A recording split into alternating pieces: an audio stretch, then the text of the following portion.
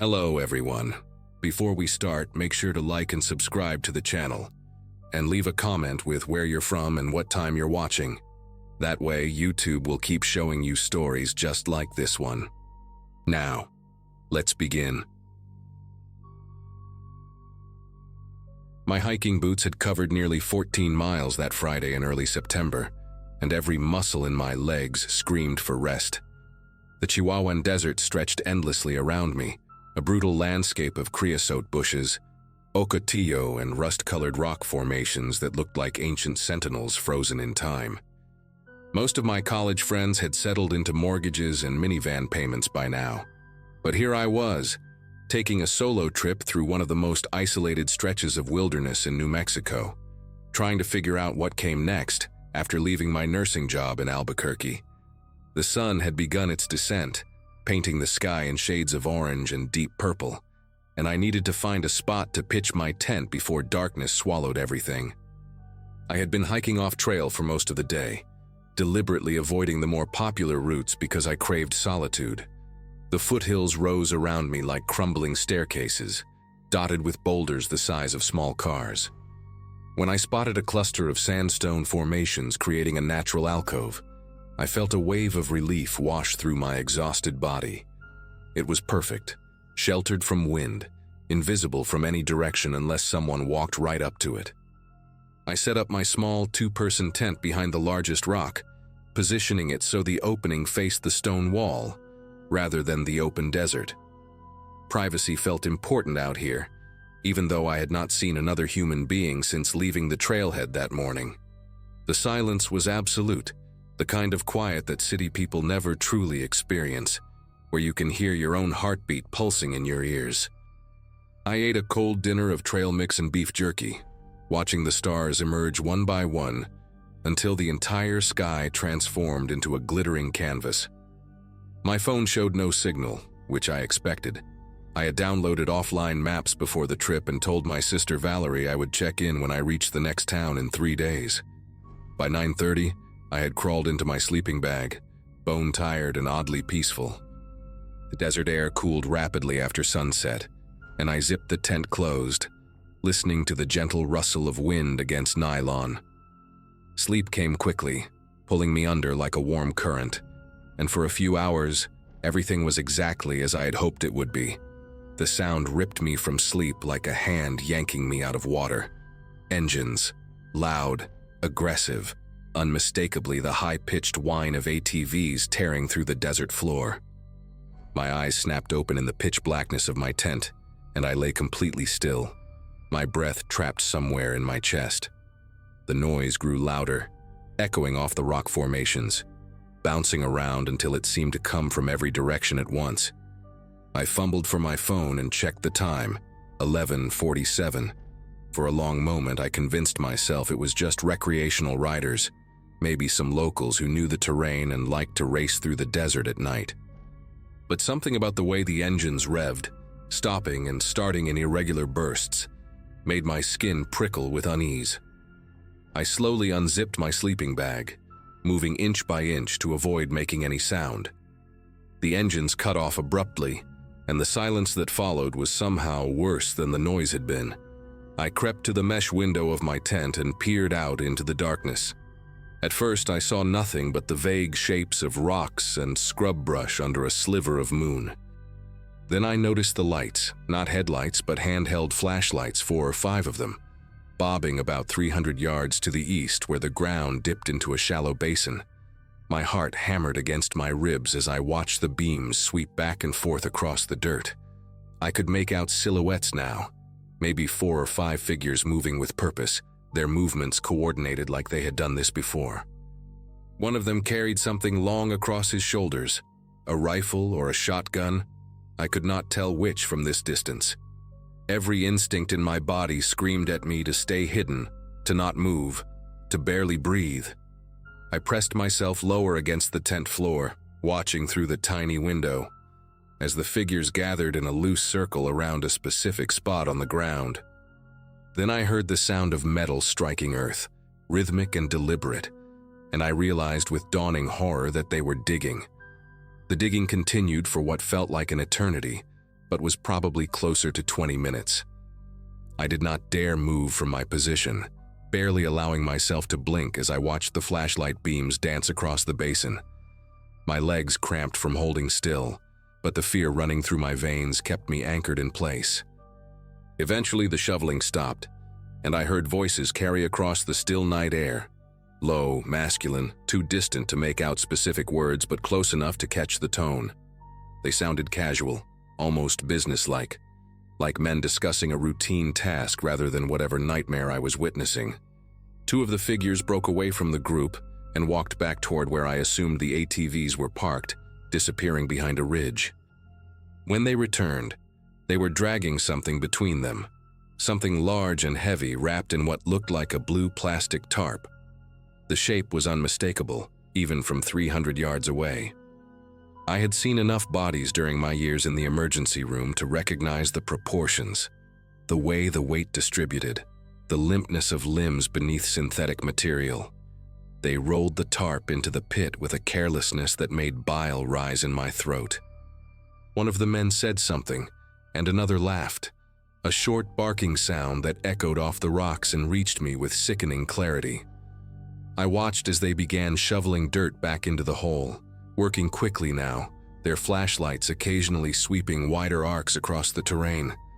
Every time a beam swung in my general direction, I pressed my face into the tent floor and held my breath until spots danced behind my eyelids.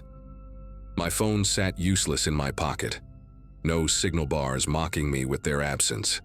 I thought about all the true crime podcasts I had listened to during long shifts, all the stories of people who stumbled onto something they should not have seen and paid the price. The desert was vast, empty, unforgiving. If something happened to me out here, Valerie would not even know to worry for another 3 days. By then, I could be buried in my own shallow pit, just another mystery that the sand would eventually swallow. The men finished their work and gathered their tools. I watched one of them pour something from a jug over the freshly turned earth. Water, maybe, or something to mask a scent from animals. They stood around for a few more minutes, smoking cigarettes whose orange tips glowed like tiny demons in the darkness. Then, one by one, they mounted their ATVs. The engines roared back to life, shattering the silence, and the headlights flicked on in a blinding burst.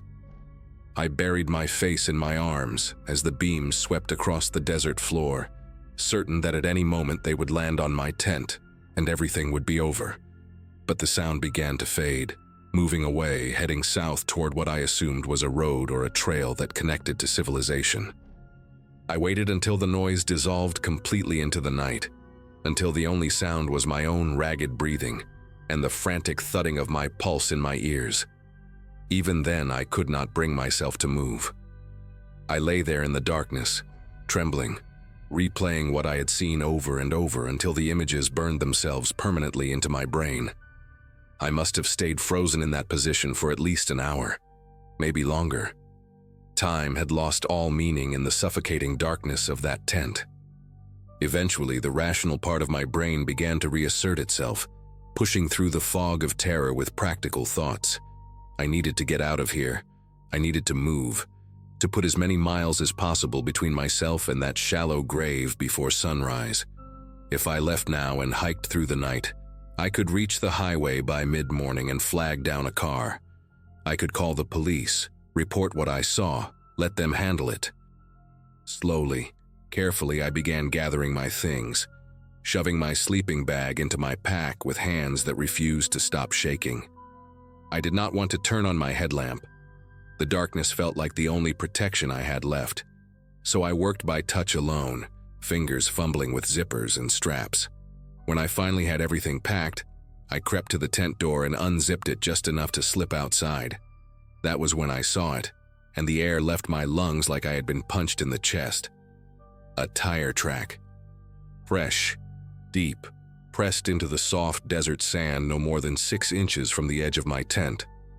The tread pattern was thick and aggressive, the kind you see on off-road vehicles, and it curved around the rock formation in a deliberate arc before disappearing back toward the basin. They had come here. While I was hiding inside, paralyzed with fear, one of them had driven right up to my campsite, close enough to reach out and touch the nylon walls. close enough to hear me breathing if I had made a single sound. I stared at that track in the pale moonlight, my mind refusing to process what it meant. They knew I was here. They had seen my tent, probably spotted it when their headlights swept across the rocks, and instead of confronting me, they had simply left. Why? The question gnawed at me as I stood there, exposed and vulnerable in the open air. Were they coming back? Were they watching me right now from somewhere in the darkness, waiting to see what I would do? The desert suddenly felt alive with invisible eyes, every shadow a potential threat, every whisper of wind a footstep creeping closer. I did not have time to think. I did not have the luxury of fear. I grabbed my pack and started moving, heading north, away from the burial site, away from the tire track, away from everything. My legs moved on autopilot, carrying me across the uneven terrain while my eyes strained against the darkness. I could not use my headlamp. If they were watching, the light would make me an easy target, so I navigated by starlight alone, tripping over rocks and scrub brush, catching myself on my palms again and again. The skin on my hands tore open, but I barely felt it. Every few minutes, I stopped and listened, straining for the sound of engines or footsteps, but the desert remained silent. After what felt like hours, the eastern horizon began to lighten, shifting from black to deep purple to the first pale hints of orange. I had covered maybe 5 or 6 miles, pushing myself harder than I ever had in my life, and when I finally crested a ridge and saw a thin ribbon of asphalt cutting through the valley below, I nearly collapsed with relief. The highway, civilization, safety, or at least the illusion of it. A trucker named Wallace picked me up around 7 in the morning. He was an older man with a gray beard and kind eyes, hauling agricultural equipment down to Las Cruces, and he did not ask too many questions when I stumbled out of the scrubland looking like I had crawled through hell. He let me use his phone to call 911, and I sat in the cab of his rig shaking so hard that I could barely hold the device steady while I described what I had witnessed. The dispatcher transferred me to the county sheriff's department, and a deputy met us at a gas station about 30 miles down the road. I told him everything: the ATVs, the flashlights, the men with the tarp, the shallow pit, the tire track inches from my tent.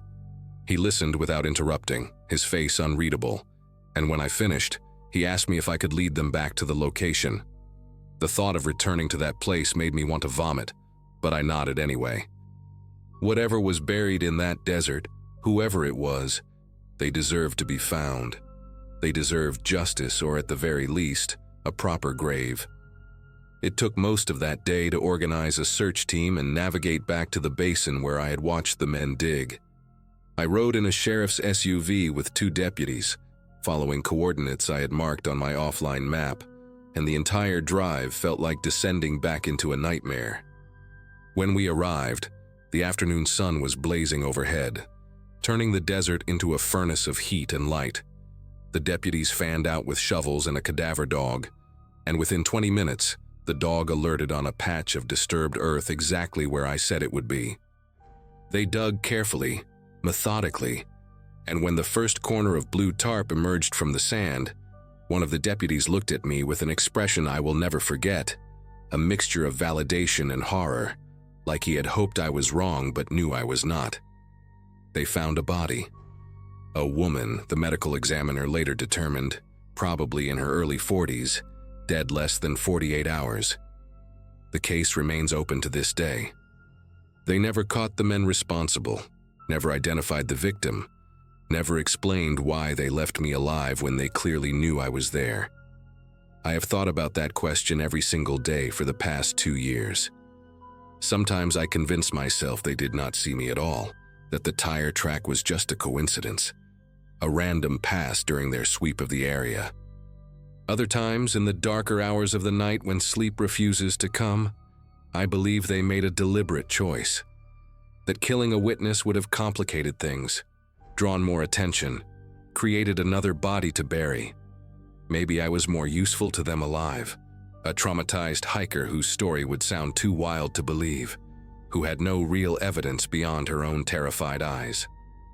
I moved back east after that trip, took a nursing job in Pennsylvania, where the landscape is green and the horizons are short. I do not hike alone anymore. I do not camp in places where I cannot see who is coming from every direction. The desert took something from me that night, some fundamental sense of safety that I will never get back. But it also gave me something, the knowledge that I was strong enough to survive, smart enough to stay silent when silence was all that stood between me and a shallow grave. Whoever that woman was, I hope she has found peace. I hope someone, somewhere, is still looking for her. And I hope that the men who buried her in that basin are looking over their shoulders every single day, wondering if the witness they left alive will be the reason their world comes crashing down.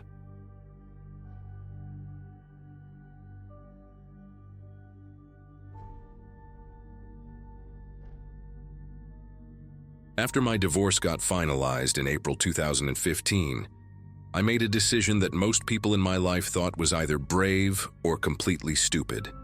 I quit my accounting job at a firm in Baltimore where I had spent 9 miserable years, sold most of my furniture, and decided to hike a section of the Appalachian Trail alone. My therapist called it running away from your problems with extra steps, which made me laugh for the first time in months. At 34, with no kids, no mortgage anymore, and a decent chunk of savings, I figured if there was ever a time to disappear into the woods for a few weeks, this was it. I had done some camping before, nothing too extreme, mostly weekend trips with college buddies back when we were young, and thought sleeping on rocks was fun. But solo backpacking through remote Appalachia was different. I knew that going in, or at least I thought I did. I had been on the trail for about 6 days when I reached a ridge that my map labeled as Creighton's Bluff, somewhere in the backcountry of Western Virginia. The spot was perfect for camping, a flat clearing about 30 feet from a steep drop-off that overlooked a valley thick with old-growth forest. No other hikers had passed me in almost 2 days, which was exactly what I wanted. Cell service had died sometime around day 3, and I had made peace with being completely disconnected. That Wednesday evening, I set up my tent, got a small fire going, and cooked some dehydrated chili that tasted like cardboard mixed with regret. The sun dropped behind the mountains around 8, painting everything in shades of orange and purple that made me feel, for a moment, like maybe this whole trip was not such a crazy idea after all. I remember sitting there, watching the valley below fade into shadow, feeling genuinely calm for the first time since my ex-wife told me she had been seeing someone else. That calm would not last through the night. It started around 10:30, maybe 11. I was lying in my tent, not quite asleep, but drifting in that hazy space between awake and dreaming, when I heard the first rock, a sharp crack echoing up from the valley below, the unmistakable sound of stone hitting stone. I did not think much of it at first. Rocks fall, animals knock things loose, the mountains are alive with small noises at night. But then I heard another one, and another, and they were not random. There was a rhythm to them, a deliberate pattern, like someone was throwing rocks off a ledge at steady intervals.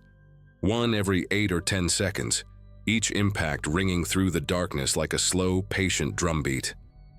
I unzipped my tent and crawled out into the cold night air, my breath misting in front of my face. The fire had burned down to embers, casting barely enough light to see my own boots.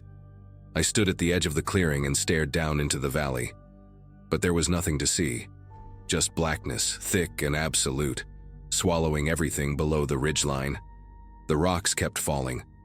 I counted them. 14, 15, 16, each one landing somewhere far below with that same sharp crack. It sounded like they were being thrown from somewhere to my left, maybe a quarter mile along the ridge, but I could not see any light or movement in that direction.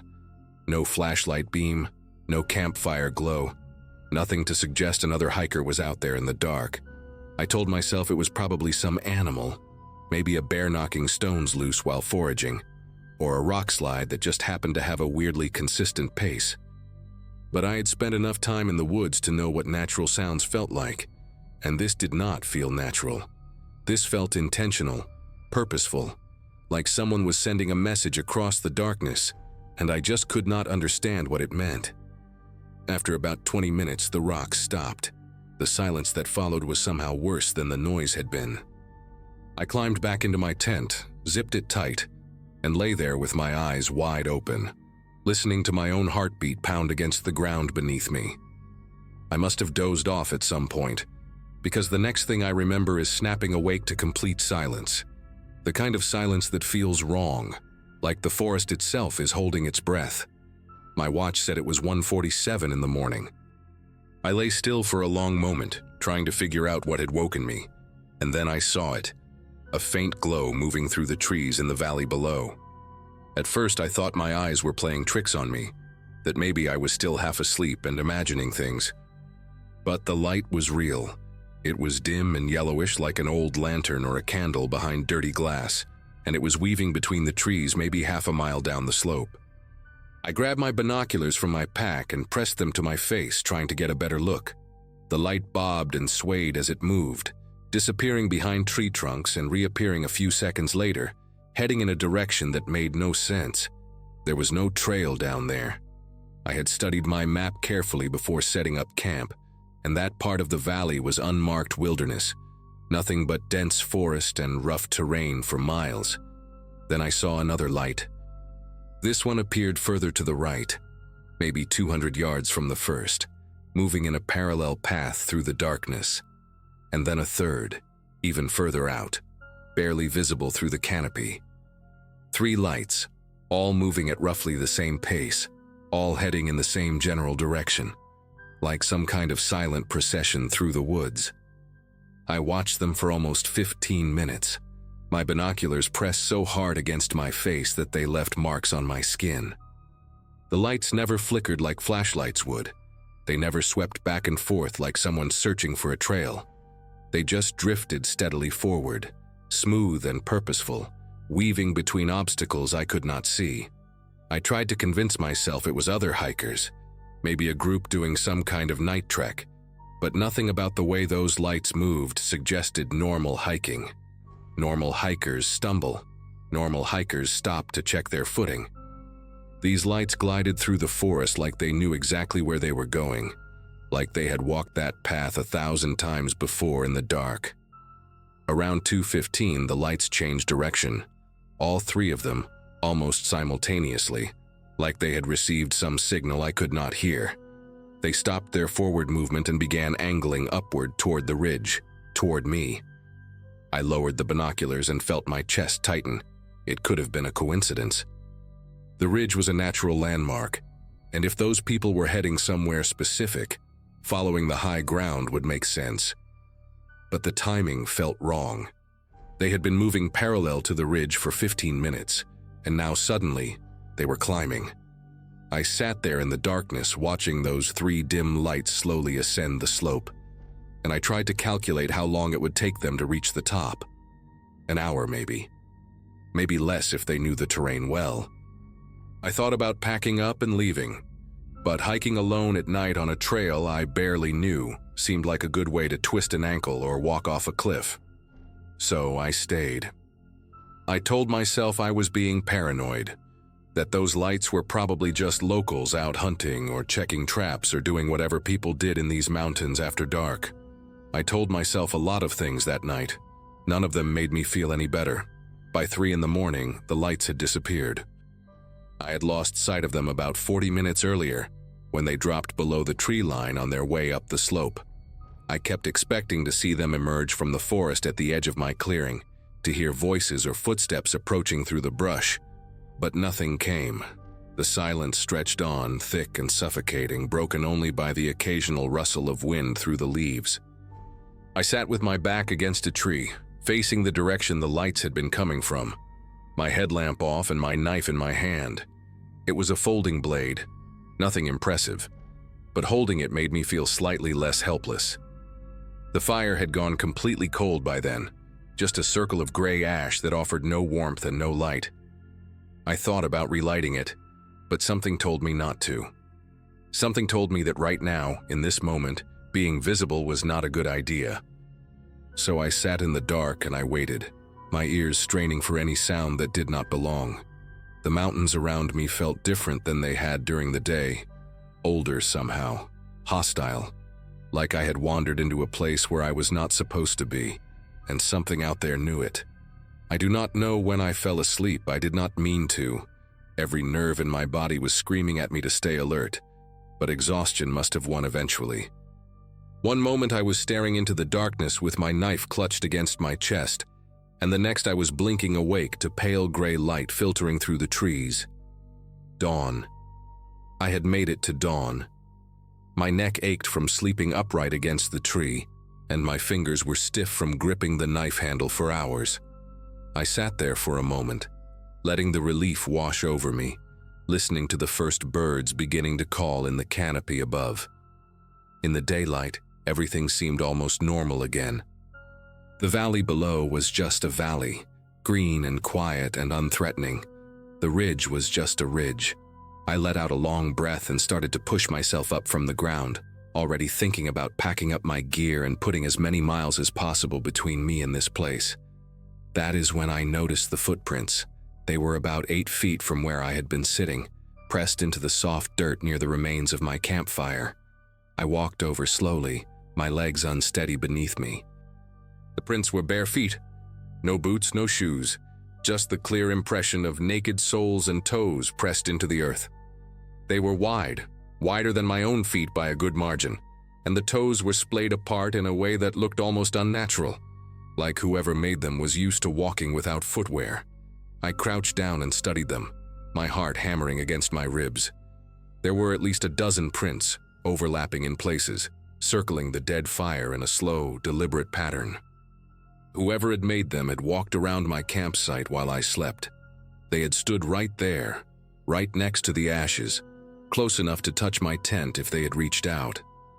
I followed the tracks with my eyes, tracing their path around the fire pit, and felt something cold settle into my stomach when I saw where they led. The prints came right up to the base of the tree I had been leaning against. They stopped maybe 6 inches from where my legs had been stretched out in the dirt. Someone had stood over me in the darkness, barefoot and silent, watching me sleep, and I had not heard a thing. I packed my gear in under 5 minutes. I did not bother with breakfast, did not bother folding my tent properly, did not bother with any of the careful routines I had developed over the past week on the trail. I just shoved everything into my pack with shaking hands and started moving. The footprints led away from my campsite toward the eastern edge of the ridge, disappearing into a dense thicket of rhododendron that I had no intention of following. I went the opposite direction, back toward the main trail, walking as fast as I could without breaking into a full run. Every few minutes I would stop and listen, scanning the trees around me for any sign of movement. The forest was quiet except for the birds and the soft crunch of my boots on the dirt. Too quiet, maybe. I kept thinking about those wide, splayed toes pressed into the earth, about how close they had been to my body while I slept. I kept thinking about the lights in the valley, moving in perfect coordination through the darkness. And I kept thinking about the rocks, that steady rhythm echoing across the mountains like a signal. A signal to whom? A signal for what? I did not want to know the answer. I just wanted to get out of there. I hiked for nearly 7 hours straight, barely stopping except to drink water and check my map. By late afternoon, I had reached a small town called Bradshaw's Crossing. Nothing more than a gas station, a general store, and a cluster of old houses scattered along a 2-lane road. I must have looked like a wreck when I walked into that store. Dirty, exhausted, wild-eyed, because the old woman behind the counter took one look at me and asked if I was all right. I told her I had been camping up on Creighton's Bluff and had a rough night. She got quiet for a moment, her face doing something complicated that I could not quite read. Then she said, real casual, that most folks around here knew better than to camp up on that ridge. Said there were people who lived back in those hollows, families that had been there for generations, who did not take kindly to outsiders on what they considered their land. She did not say anything else, did not elaborate, just handed me my change and wished me safe travels with a look in her eyes that told me I was lucky to be standing there at all. I drove home the next day, sold my camping gear a week later. I have not been back to Appalachia since, and I do not plan to ever go again. Sometimes, late at night, I still hear that rhythm in my head. Rock after rock after rock, falling into the darkness like a countdown to something I was never meant to see.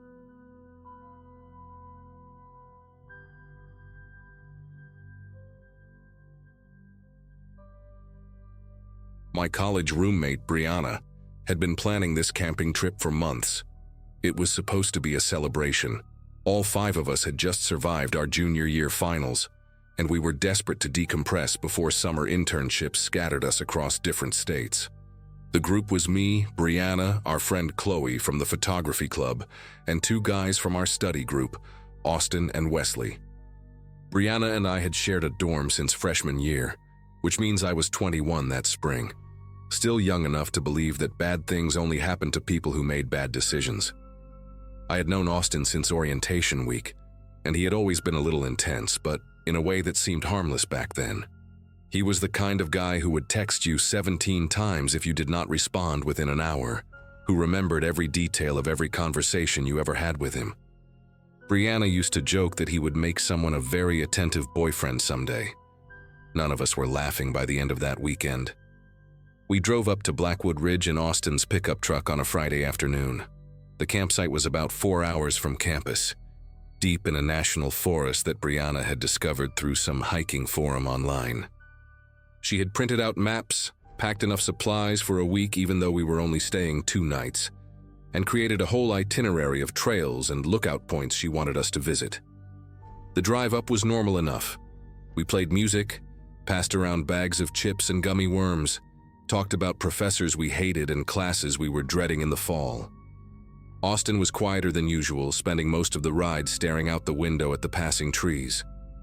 I figured he was just exhausted from finals like the rest of us.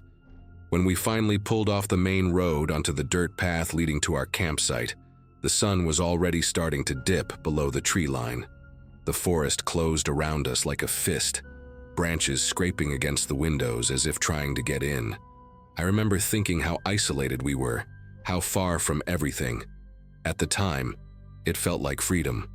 We set up camp in a clearing about half a mile from where we parked. Wesley and Brianna handled the tents while Chloe gathered kindling for the fire pit. Austin immediately started giving directions, even though nobody had asked him to be in charge. He told Wesley the tent stakes were going in at the wrong angle. He told Brianna the rain fly was inside out. He walked over to where Chloe was collecting sticks and started sorting through her pile, tossing aside the ones he deemed too damp or too thin. I watched him from across the clearing, and something about the way he moved struck me as odd. There was a nervous energy to him, a tightness in his shoulders that had not been there during the drive. When I asked if he was okay, he turned to me with this strange look, not angry, not sad, just empty somehow, and said he was fine. Then he smiled, but the smile did not reach his eyes. Brianna caught my gaze and shrugged, mouthing the word finals, as if that explained everything. I wanted to believe her. That first night around the campfire should have been perfect. The sky was clear, filled with more stars than I had ever seen living in the city, and Chloe had brought her portable speaker so we could listen to music while we roasted marshmallows. But Austin kept steering the conversation in uncomfortable directions. He brought up a party from sophomore year where Brianna had gotten too drunk and needed someone to walk her home. He had been that someone, and he made sure we all remembered it. He mentioned the time he had helped Chloe edit her photography portfolio at 2 a.m. before a submission deadline. He talked about lending Wesley money for textbooks, about driving me to the pharmacy when I had the flu last winter. Every story was technically true, but the way he told them made it sound like we all owed him something. Wesley tried to change the subject a few times, but Austin kept circling back. By the time we crawled into our tents around midnight, the mood had shifted. The easy laughter from the car ride felt like it belonged to a different trip entirely. I woke up Saturday morning to the sound of arguing.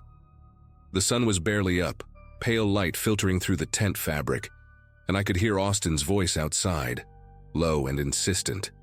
I unzipped the flap just enough to see him standing with Chloe near the edge of the clearing. She had her arms crossed tight against her chest. and even from 20 feet away I could tell she was upset. Austin was leaning toward her, one hand gesturing toward the woods, the other gripping her elbow. When Chloe tried to pull away, he held on for just a second too long before letting go. She walked back toward the tents without looking at him, her face pale. I pretended to be asleep when she climbed back into the tent she shared with Brianna. Later, when I asked what happened, Chloe said Austin had wanted her to go on an early morning hike with him, just the two of them. When she said no, he had gotten weird about it. She used that exact word, weird. Not angry, not aggressive, just weird. Like he could not understand why she would possibly refuse. Like the concept of someone saying no to him did not compute. Brianna suggested we all stick together for the rest of the trip, and we agreed. But Austin acted like nothing had happened. The rest of the morning, Austin kept finding reasons to separate us. He asked Wesley to help him gather firewood on the opposite side of the camp, then spent 40 minutes walking him deeper and deeper into the trees until Wesley finally insisted they head back. He told Brianna there was an amazing view just 10 minutes down a trail, and when she said she would rather wait for the group, he sulked for an hour. He kept appearing beside me whenever I wandered even a few feet from the others, materializing silently like he had been watching and waiting for the moment I was alone. Each time he would say something casual. "Nice morning. Did you sleep okay? Want to check out that stream I found?" But his eyes tracked my movements with an intensity that made my skin prickle. By noon, we had all noticed the pattern. Wesley pulled me aside while Austin was in his tent and whispered that something was seriously wrong. He said Austin had been talking during their firewood walk about how none of us appreciated him, how he did everything for this group and got nothing in return. Wesley's hands were trembling when he told me. He wanted to leave. We all did. But Austin had the only car, and he had the keys in his pocket. We tried to act normal for the rest of the afternoon, but the tension was suffocating. Every conversation felt like walking through a minefield. Austin would join in, say something that seemed friendly enough on the surface, and then add a little comment that landed like a slap. When Brianna mentioned she was excited about her summer internship in Boston, Austin said it was funny how she always managed to land on her feet, unlike some people who actually had to work for things. When Chloe took photos of the creek, Austin asked if she ever got tired of hiding behind a camera instead of actually connecting with people. Each remark was delivered with a smile, in a tone that made you question whether you had heard it right. Brianna kept shooting me glances that screamed, "We need to talk," but there was never a moment when Austin was not hovering nearby. Around 4 in the afternoon, Chloe announced she was going to take a nap in her tent. Brianna said she would join her. Wesley suddenly remembered he had a headache and retreated to the tent he shared with Austin. I started to follow Brianna, desperate to regroup and figure out a plan, but Austin stepped directly into my path. He told me he needed to talk to me about something important. His voice was calm, almost gentle, but there was something underneath it that made every instinct in my body scream to run. I said I was tired too, that we could talk later, but he shook his head slowly. He said this could not wait. He said he had found something in the woods earlier that morning, something bad. A hiker, he said, about a mile down the eastern trail. She had fallen and hurt her leg, could not walk, and was alone out there with no cell service and no way to get help. He said he had been waiting all day to tell someone, but did not want to scare the group. He said the woman was in real pain and we needed to help her right now. His eyes locked onto mine, unblinking, and he reached out to take my hand. He said the others would slow us down, that we needed to move fast, just the two of us. Something about the way he said it, just the two of us, made my heart start pounding so hard I could feel it in my throat. I told him we should get Wesley. Austin's face flickered. Just for a fraction of a second, something dark passed behind his eyes before the mask slipped back into place. He said Wesley would only slow us down, that the woman needed help now and we were wasting precious time. I told him we should at least tell Brianna where we were going in case something happened. Austin's grip on my hand tightened, and he said there was no time, that every second we stood here arguing was a second that poor woman was suffering alone in the woods. His voice cracked on the word suffering, like he was genuinely upset, and for a moment I almost believed him. Almost. But then I remembered something. That morning, when I had woken up to Austin and Chloe arguing, the sun had barely risen. Austin claimed he found this injured hiker during an early morning walk, but he had been with Chloe at dawn, trying to convince her to go hiking with him. He had not gone anywhere alone. There was no injured hiker. There never had been. The realization hit me like ice water, and I yanked my hand away from his so hard I stumbled backward. I said I needed to use the bathroom first. I said I would be right back, just give me 2 minutes and then we could go.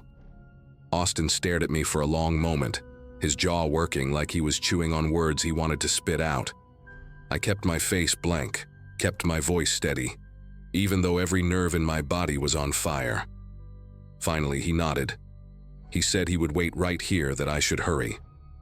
I walked toward the tree line as calmly as I could manage, feeling his eyes burning into my back with every step. The moment I was out of his direct line of sight, I ran. I ran straight to Brianna's tent and threw open the flap, not caring about being quiet anymore. Brianna and Chloe both sat up, startled, and I told them everything in a frantic whisper. The injured hiker that did not exist. The way Austin had been trying to get me alone. The lie that unraveled the second I thought about the timeline. Chloe's face went white. Brianna grabbed my arm and pulled me inside the tent, zipping it shut behind me. Through the thin fabric walls, we could hear Austin calling my name. His voice was still calm, still friendly. That was somehow the worst part. Wesley heard the commotion and crawled out of his tent, asking what was going on. Austin intercepted him before he could reach us, and through the tent fabric I could hear Austin explaining that I had gotten upset over nothing, that I was being dramatic, that he was just trying to help someone in need and I had freaked out for no reason. His voice was so reasonable, so measured, that for a split second I wondered if I had made a mistake. But then Brianna squeezed my hand and whispered that we needed to get those keys. Chloe had her phone out, desperately searching for a signal, even though we all knew there was none this deep in the forest. We heard Wesley's voice rise. He was arguing with Austin, demanding to know what was really going on. Then there was a scuffle, the sound of someone hitting the ground, and Wesley shouted for us to run.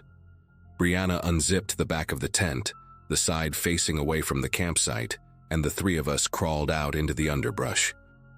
We ran toward the trail that led back to the parking area, branches whipping our faces and arms, not daring to look back. I could hear Austin crashing through the woods behind us, calling our names in that same calm voice, telling us we were overreacting, telling us to stop and just talk to him. We made it to the dirt road where the truck was parked, but without the keys we could not drive. Brianna remembered passing a ranger station about 2 miles back on the main road, and we started running again. My lungs were burning and my legs felt like they might give out. But I did not stop. None of us did. We reached the ranger station just as the sun was starting to set, and the woman behind the desk took one look at our faces and immediately picked up her radio. 2 rangers drove us back to the campsite in their vehicle. When we got there, Austin was sitting calmly by the fire pit, roasting a marshmallow like nothing had happened.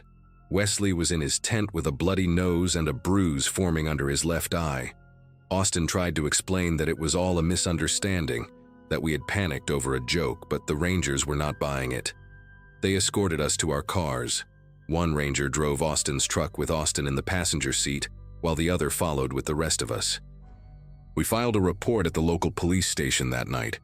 Austin was not arrested, but there was a record now, a paper trail. We never spoke to him again after that weekend. I heard through mutual friends that he transferred schools the following semester. Sometimes I still think about that moment in the clearing, when he took my hand and asked me to follow him into the woods. I think about what might have happened if I had not remembered that he was with Chloe that morning. If I had believed him, if I had gone.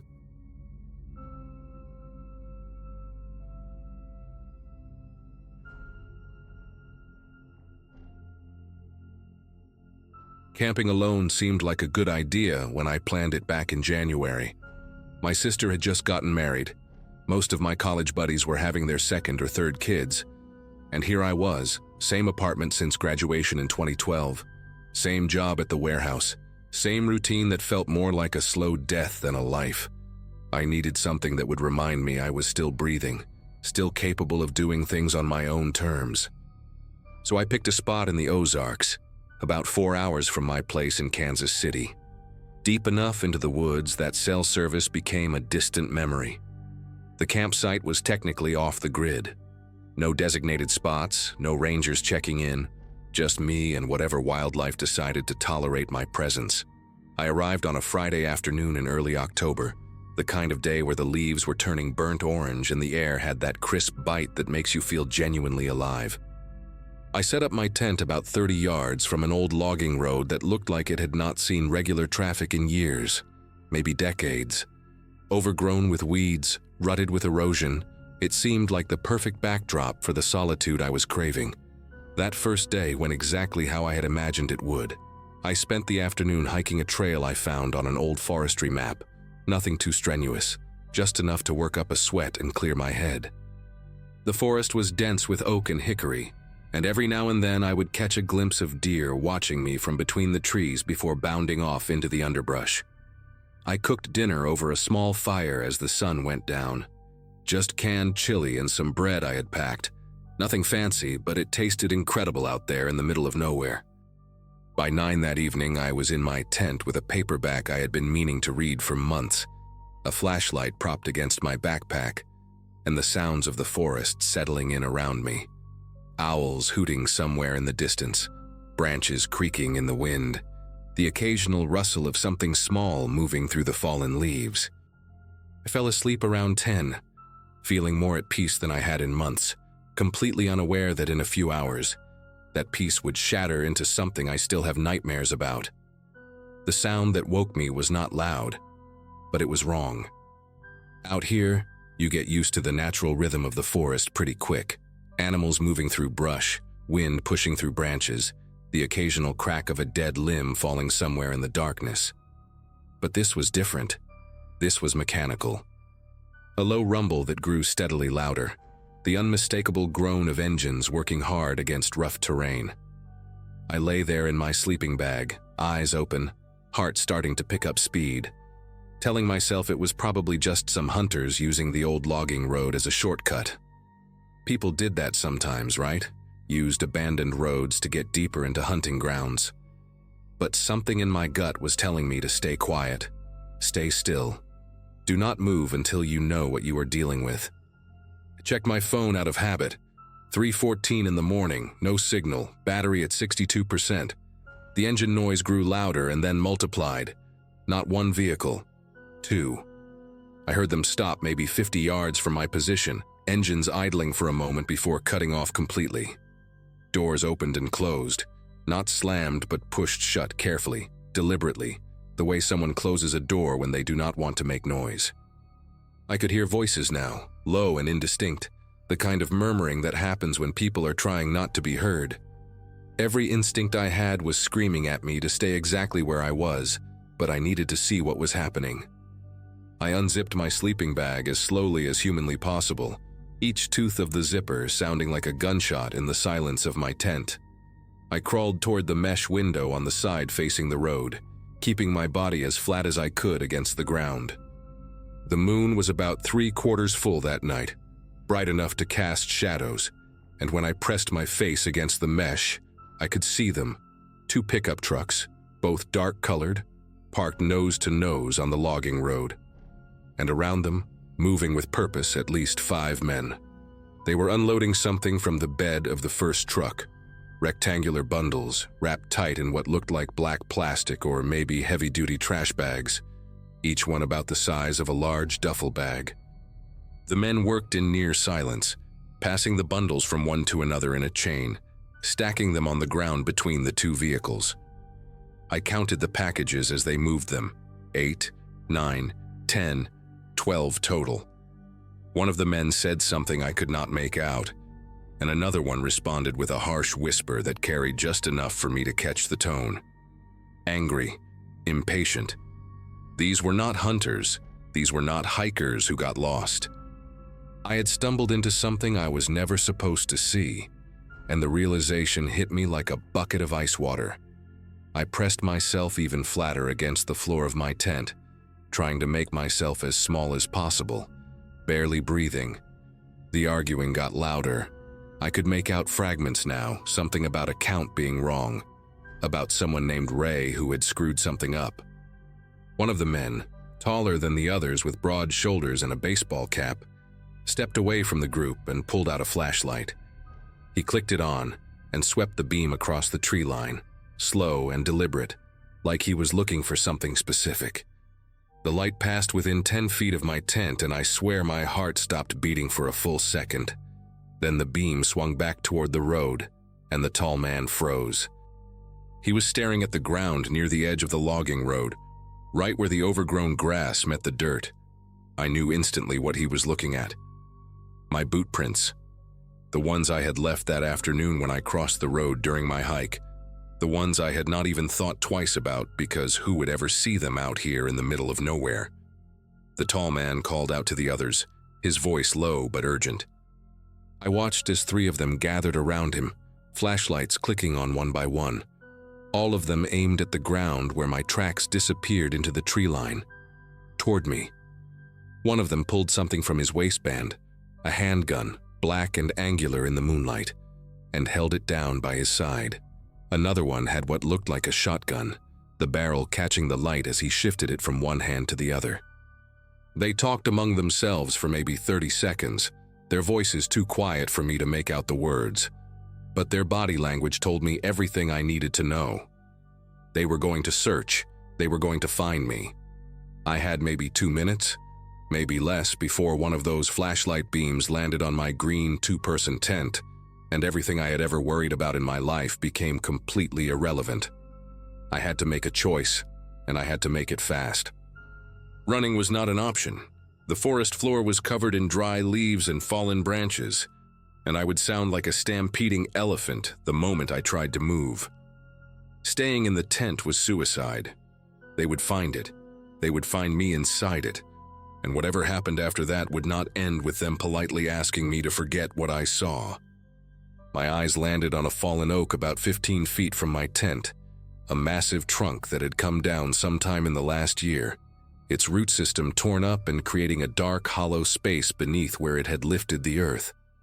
I had noticed it when I was setting up camp, thought about how it would make decent shelter if my tent failed. Now it might be the only thing that kept me alive. I grabbed my phone and my knife, the only things within reach that mattered, and I started crawling toward the back of my tent, toward the zipper that faced away from the road. Every inch felt like a mile. Every rustle of my clothing against the tent floor sounded like a scream. I got the back zipper open just enough to squeeze through, and I slithered out onto the cold ground like some kind of desperate animal. The fallen oak was right there, a dark mass against the slightly lighter darkness of the forest. I could hear the men entering the tree line now, maybe 40 feet behind me, their footsteps crunching through the leaves with no attempt at stealth. They were not trying to be quiet anymore. They knew someone was out here and they were coming to find them. I crawled on my belly toward the root hollow, feeling rocks and twigs dig into my chest and stomach, biting down on my lip so hard I tasted copper. The hollow was smaller than I remembered, barely big enough for a grown man to fit inside, but I wedged myself into it anyway. I pulled dead leaves over my legs, pressed my face into the dirt, and I waited. The smell of damp earth and rotting wood filled my nostrils. Somewhere above me an owl took flight, its wings cutting through the air with a sound like shuffled paper. The flashlight beams found my tent about 30 seconds later. I heard one of them curse, a sharp, surprised sound that cut through the quiet, and then they were all talking at once, their voices overlapping in urgent bursts. Someone said, "Check inside," and I heard the unmistakable sound of my tent being ripped open, the fabric tearing like it was made of tissue paper. They were maybe 20 feet from where I lay hidden, close enough that I could hear them breathing, close enough that if one of them decided to sweep that flashlight beam just a little to the left, just a little lower, they would see me. I pressed myself deeper into the hollow, feeling the roots dig into my back, feeling something crawl across my hand that I refused to think about. One of the men was going through my belongings now. I could hear him tossing things aside, my backpack hitting the ground, my sleeping bag being shaken out. Then a voice, clearer than the others, said something that made me dig my fingernails into the dirt. Whoever was here left in a hurry. They could still be close, spread out. The next 15 minutes were the longest of my entire life.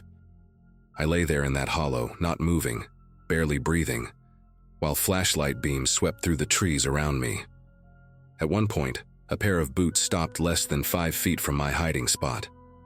I could see them through a gap in the roots, brown work boots caked with mud, standing right there on the other side of the fallen trunk. The man was breathing hard, annoyed, muttering something under his breath about wasting time. I watched those boots pivot slowly, the flashlight beam passing directly over the trunk above my head, and I made a deal with whatever God might be listening. If I survived this night, I would never take another moment of my ordinary, boring life for granted.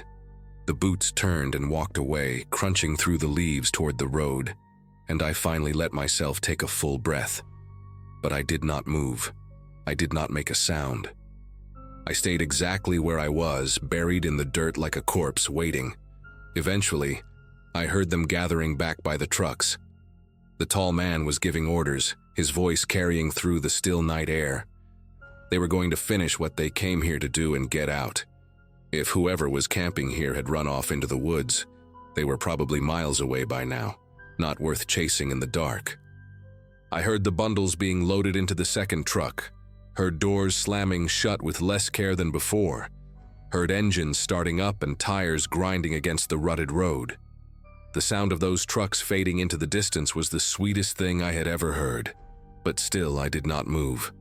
I lay in that hollow for another hour, maybe 2, until the first gray light of dawn started filtering through the trees. Only then did I crawl out, covered in dirt and dead leaves and something sticky I did not want to identify. My tent was destroyed. My backpack had been dumped out and scattered, but I was alive. I was alive and they were gone, and none of it felt real.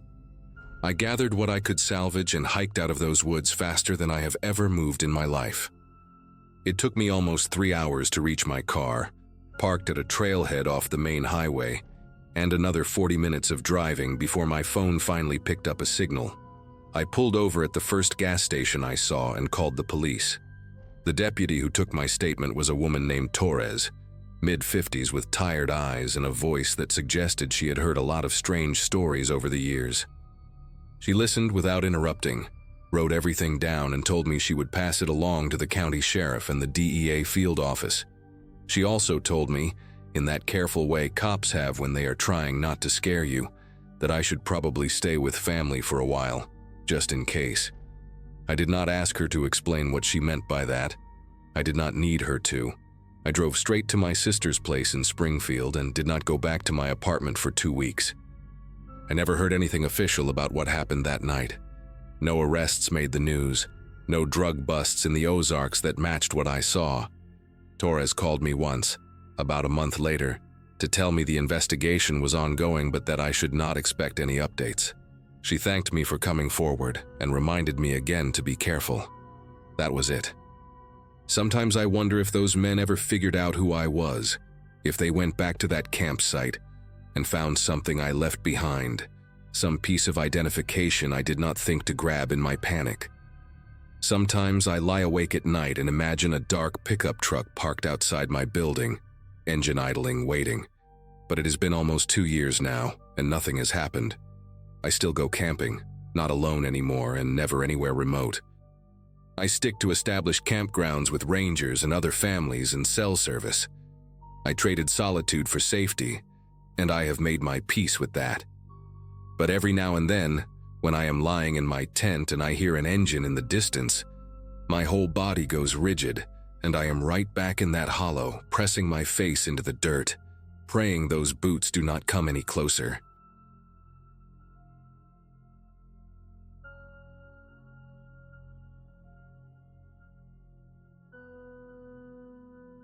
Most of my coworkers thought solo backpacking was reckless for a woman, and they never missed a chance to remind me. But by the spring of 2014, I had stopped caring what anyone thought. My marriage had crumbled 6 months earlier, My friends from nursing school were all wrapped up in toddlers and PTA meetings, and somewhere around my 34th birthday, I realized that the loneliness I felt in crowded rooms was worse than any solitude the wilderness could offer.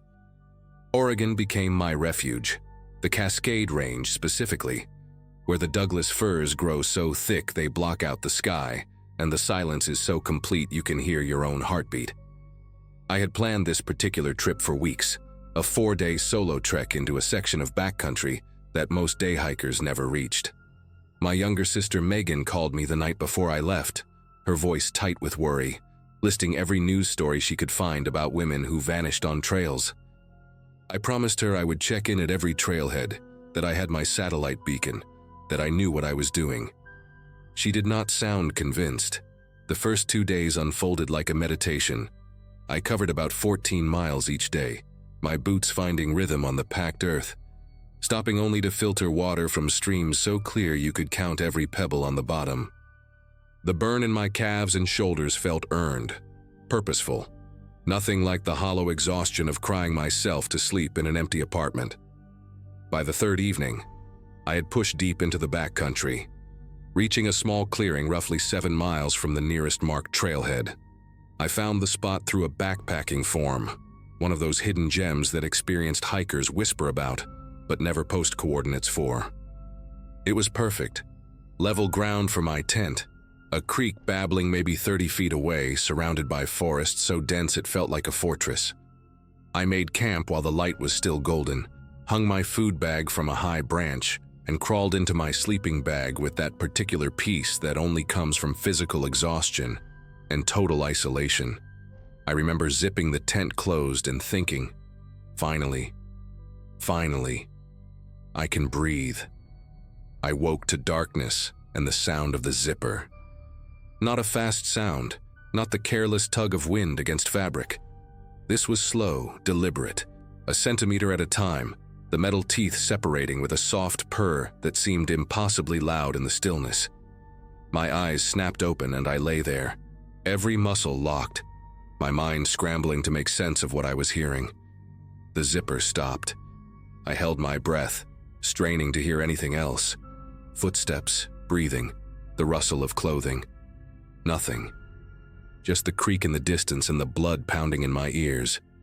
I told myself it was an animal, maybe a raccoon investigating the tent, maybe the fabric had settled in the cooling night air. But I had camped dozens of times, and I knew what wind sounded like against nylon. This was not wind. This was someone testing how quietly the zipper could be opened, someone checking whether I would wake. I do not know how long I lay there. Maybe 30 seconds, maybe 5 minutes. Time becomes strange when your body floods with adrenaline, and your brain is screaming at you to move, but your limbs refuse to cooperate. I thought about the pepper spray in the side pocket of my pack, about the small knife I kept clipped to my belt, about the satellite beacon that was supposed to be my lifeline. All of it was useless if I could not make myself move.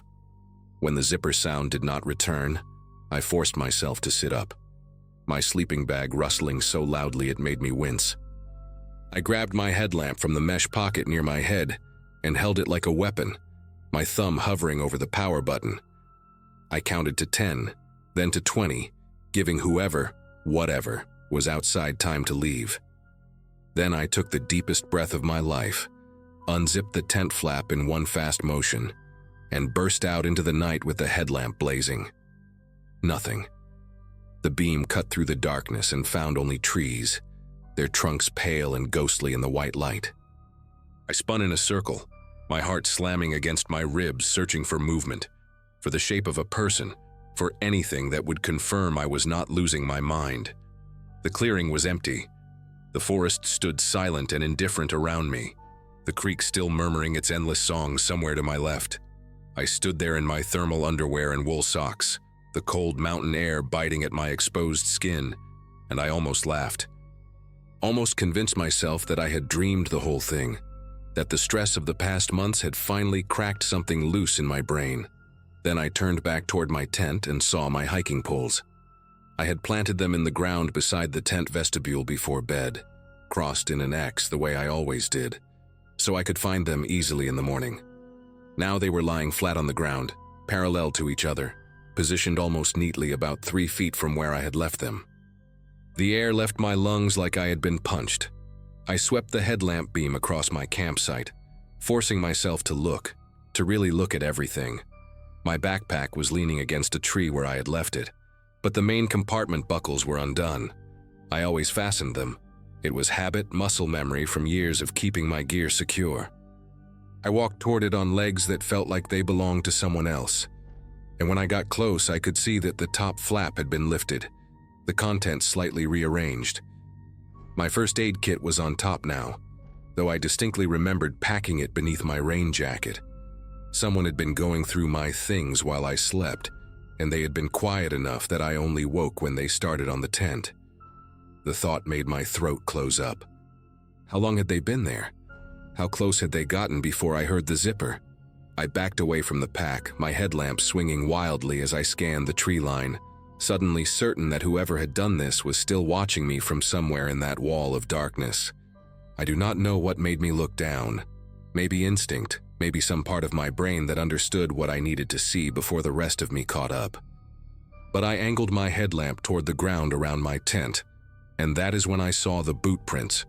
They were clear in the soft earth, pressed deep by someone heavier than me, the treads thick and wide. A man's hiking boot, size 11 or 12 at least. The prints circled my tent in a complete loop, then circled again, 2 full rotations around the place where I'd been sleeping. I followed them with the beam of my light, my breath coming in shallow gasps, tracing the path this person had walked while I lay unconscious just a few feet away. The prints did not approach the tent from the trail. They came from deeper in the forest, from a direction where there was no path, no reason for anyone to be walking. Whoever this was had not stumbled upon my camp by accident. They had come through the woods deliberately, found me in a spot that was not on any map, and circled my tent like a predator studying its prey. The boot prints stopped at the back of the tent. Not the entrance, not the vestibule, the back, directly behind where my head had been resting on my folded jacket. I stared at those prints, at the deep impression in the soil where someone had stood perfectly still, and I tried to comprehend what I was seeing. This person had walked twice around my tent, then positioned themselves inches from my skull, with only a thin layer of nylon between us. They had stood there listening to me breathe, maybe watching my silhouette through the fabric, close enough to touch me if they wanted.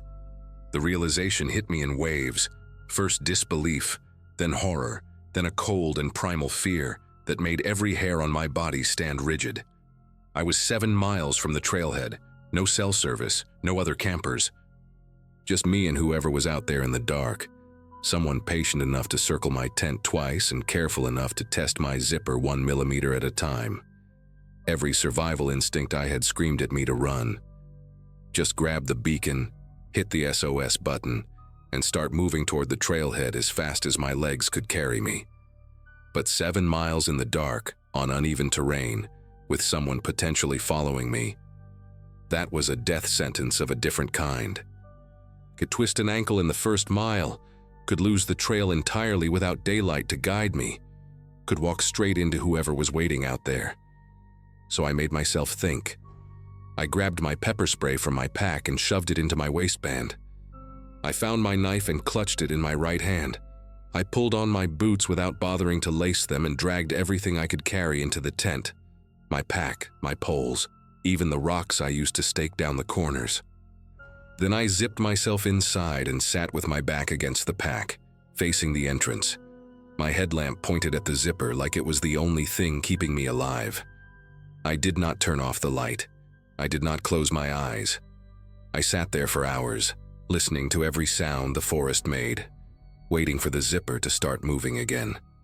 Dawn came slowly, the sky shifting from black to deep blue to gray in increments so gradual I almost did not notice.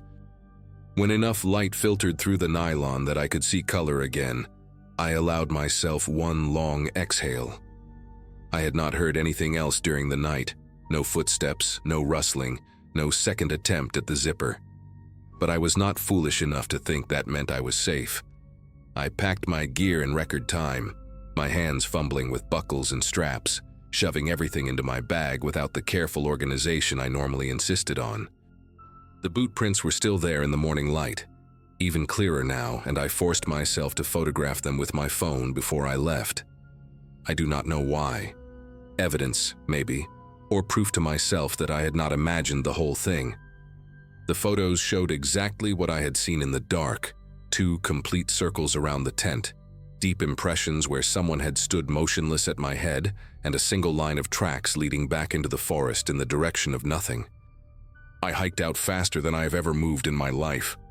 What should have taken 4 hours took me just under 3, my legs burning, my lungs screaming, but I refused to stop for more than a few seconds at a time. Every snapping branch made me spin around. Every shadow between the trees looked like a figure waiting. I kept the pepper spray in my hand the entire way, my thumb on the trigger, ready for someone to step out of the forest and confirm my worst fears. But no one did. The trail remained empty, the woods remained silent, and when I finally reached the trailhead parking lot and saw my car sitting there untouched, I nearly collapsed against the hood. There were 2 other vehicles in the lot, a green pickup truck with Montana plates and a white sedan with a bike rack on top. I stared at them for a long moment, wondering if one of them belonged to whoever had visited my camp, wondering if they were still out there in the wilderness or if they had already driven away before dawn. I got in my car, locked the doors, and did not stop driving until I reached the ranger station 20 miles down the mountain. The ranger on duty was a woman named Colleen, mid-50s with gray streaks in her braid, and the kind of calm demeanor that made me feel safe for the first time in 12 hours. I showed her the photos, told her everything: the zipper, the boot prints, the way my things had been moved. She listened without interrupting, her expression growing more serious with each detail. When I finished, she told me I was not the first. There had been 2 other reports that summer, both from solo female hikers in the same general area, both describing similar experiences: someone approaching their camp at night, testing tent zippers, moving equipment. One woman had woken to find her boots placed neatly outside her tent door, laces removed. Another discovered a small pile of rocks stacked beside her head, placed there while she slept. Colleen said they had increased patrols but never caught anyone, never found a permanent camp or any other evidence. She took down my information, filed a report, and told me to contact local law enforcement if I wanted to press further. I drove home that afternoon and did not go back to the Cascades for 2 years. I still hike. I refuse to let whoever that was take that away from me, but I never camp alone anymore, and I never will again. Sometimes at night, when I am lying in bed in my apartment with the doors locked and the city humming outside my window, I think about those boot prints circling my tent. I think about the patience it took to move that slowly, that quietly, to test a zipper 1 tooth at a time while a woman slept inches away. I think about what would have happened if I had not woken up, if the sound had not pulled me from sleep at exactly the right moment. The ranger told me they never caught anyone, and as far as I know, they still have not. I check the hiking forums sometimes, looking for new reports from that area, hoping I will read that someone was arrested, that the mystery was solved. But there is never any update, never any resolution. Just silence, and the knowledge that somewhere in those mountains someone is still out there, walking through the trees in the dark, circling tents, testing zippers, waiting for the ones who do not wake up.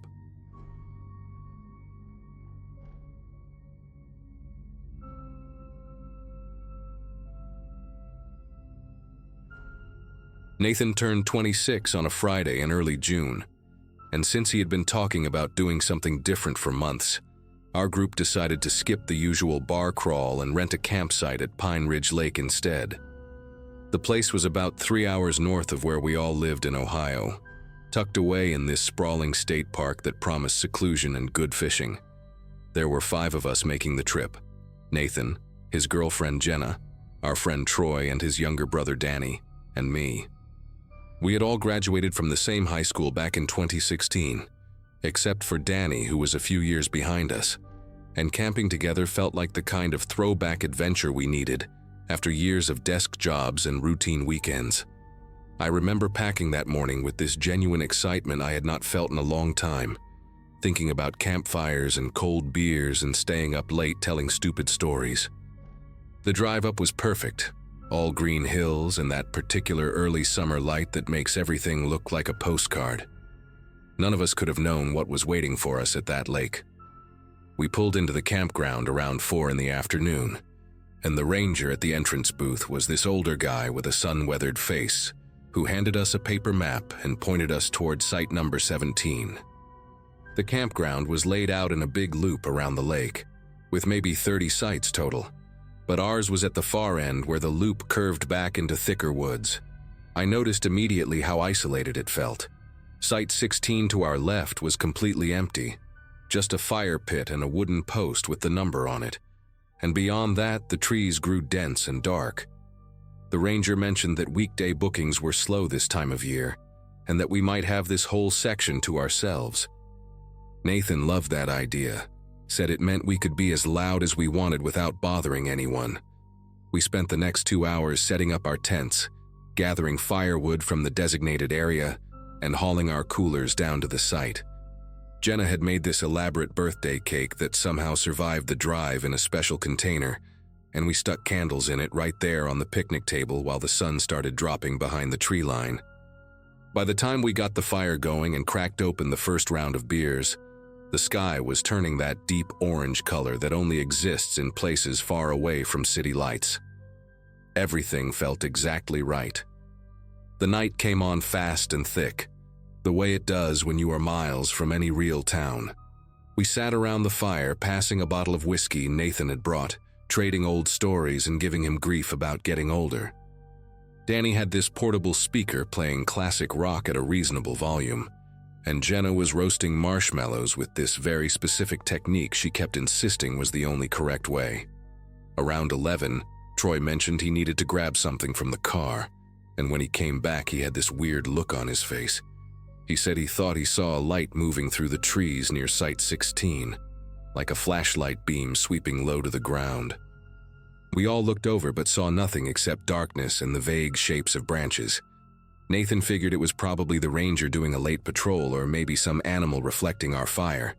We laughed it off, but I noticed Troy kept glancing in that direction for the next 20 minutes. The woods beyond our little circle of firelight seemed to press in closer than before, and the spaces between the trees looked deeper somehow, like they went on forever into nothing. Around midnight we heard the laughter for the first time. It came from the direction of Site 16, this burst of sound that seemed to cut right through the quiet. It sounded like a group of people, maybe 3 or 4 voices, laughing at some joke we could not hear. Jenna said it was probably late arrivals setting up camp, people who drove in after dark to get an early start on their weekend.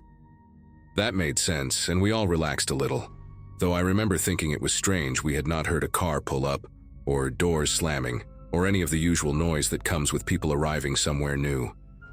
The laughter stopped as suddenly as it started, and the silence that followed was almost worse. Danny turned down his speaker, and we all sat there listening, waiting for more sounds. Voices, tent poles clicking together, a cooler being dragged across gravel. But there was nothing. Just the crackle of our fire and the occasional splash of something moving in the lake behind us. Troy said, maybe they were just passing through, hikers cutting across the campground on their way somewhere else. Nobody really believed that, but nobody wanted to say it out loud either. We tried to get back into the birthday mood, but the energy had shifted. Nathan poured another round of whiskey and made a toast about friendship and getting old, and we all raised our cups and drank. But the conversation kept dying in strange places. Every few minutes someone would pause mid-sentence and tilt their head toward the darkness, listening for something.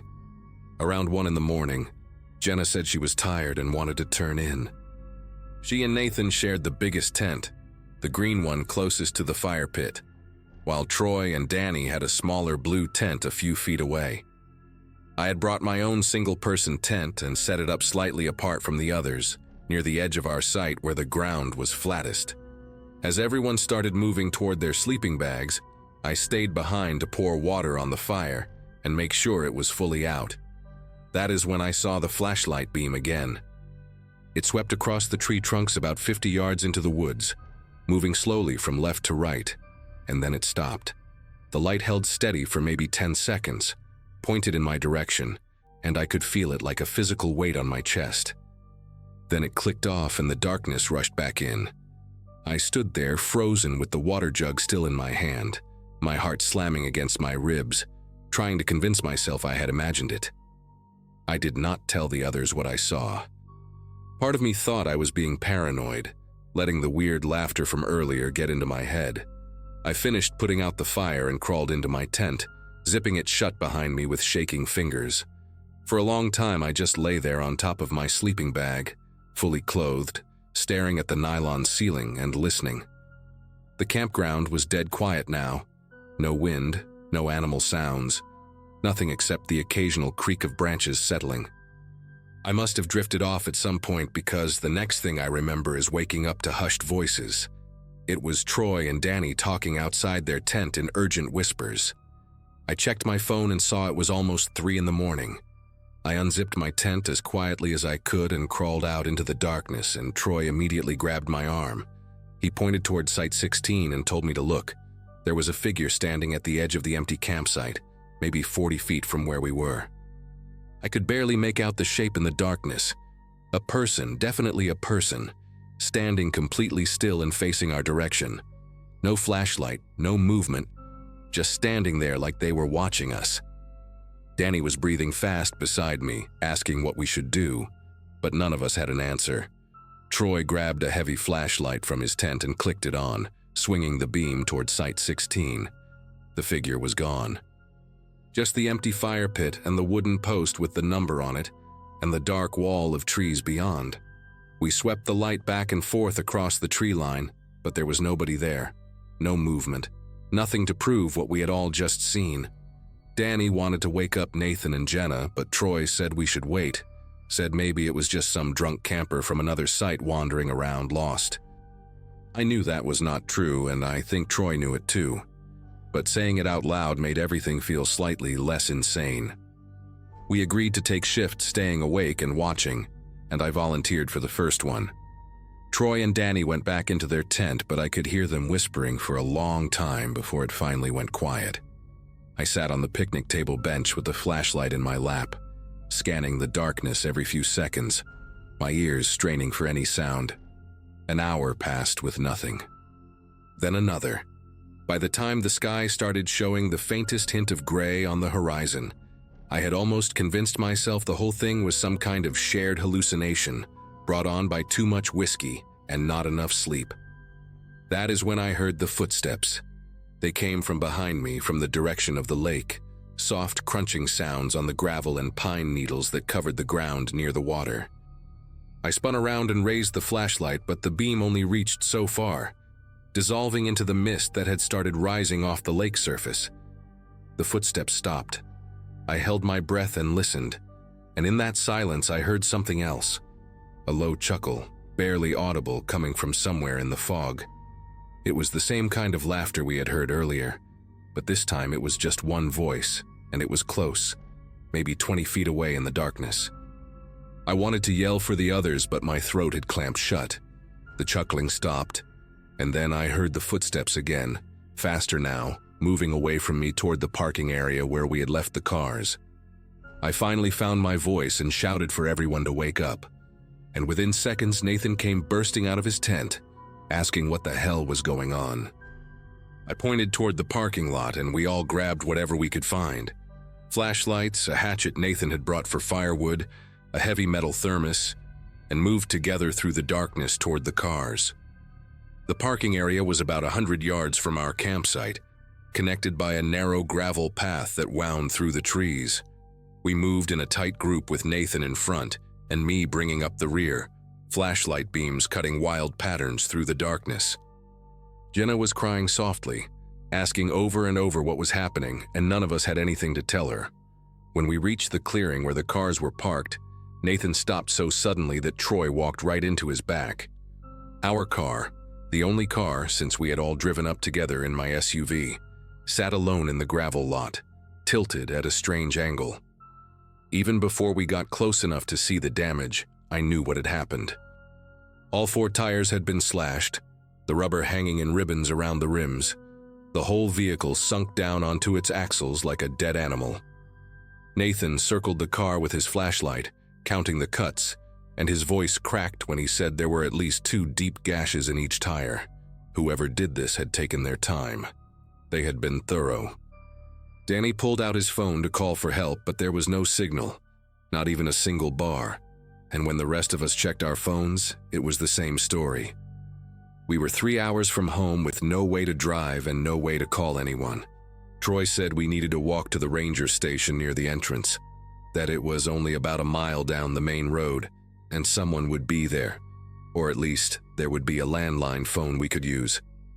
Nathan agreed, but Jenna refused to move, saying she was not walking through the dark with someone out there watching us. That is when we heard the sound that made everything worse.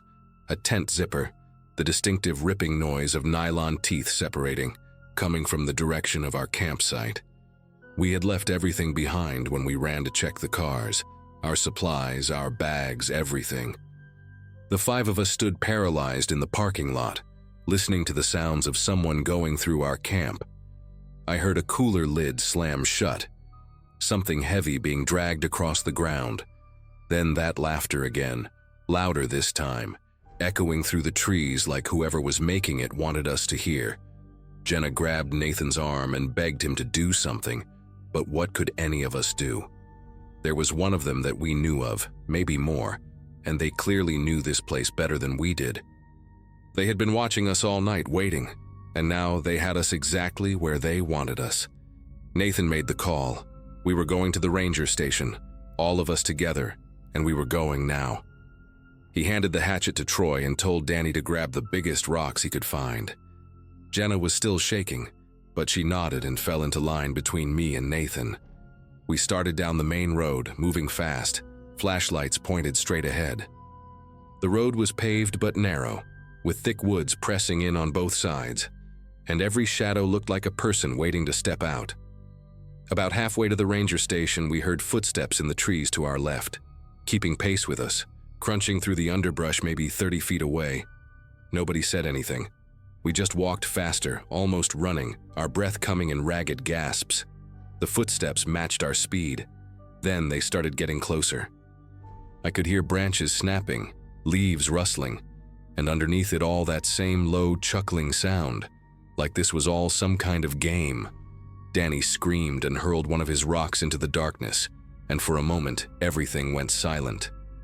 Then a flashlight clicked on from inside the trees, blinding us with its beam, and a man's voice called out something I could not understand.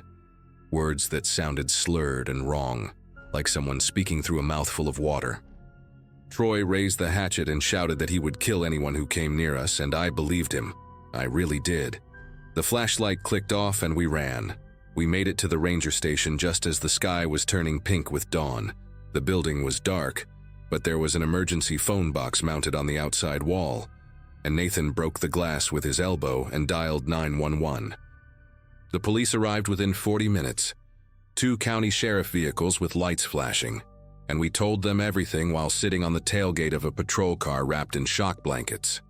They searched the campground and found our site completely trashed. Tents collapsed and torn, coolers emptied, clothes scattered everywhere.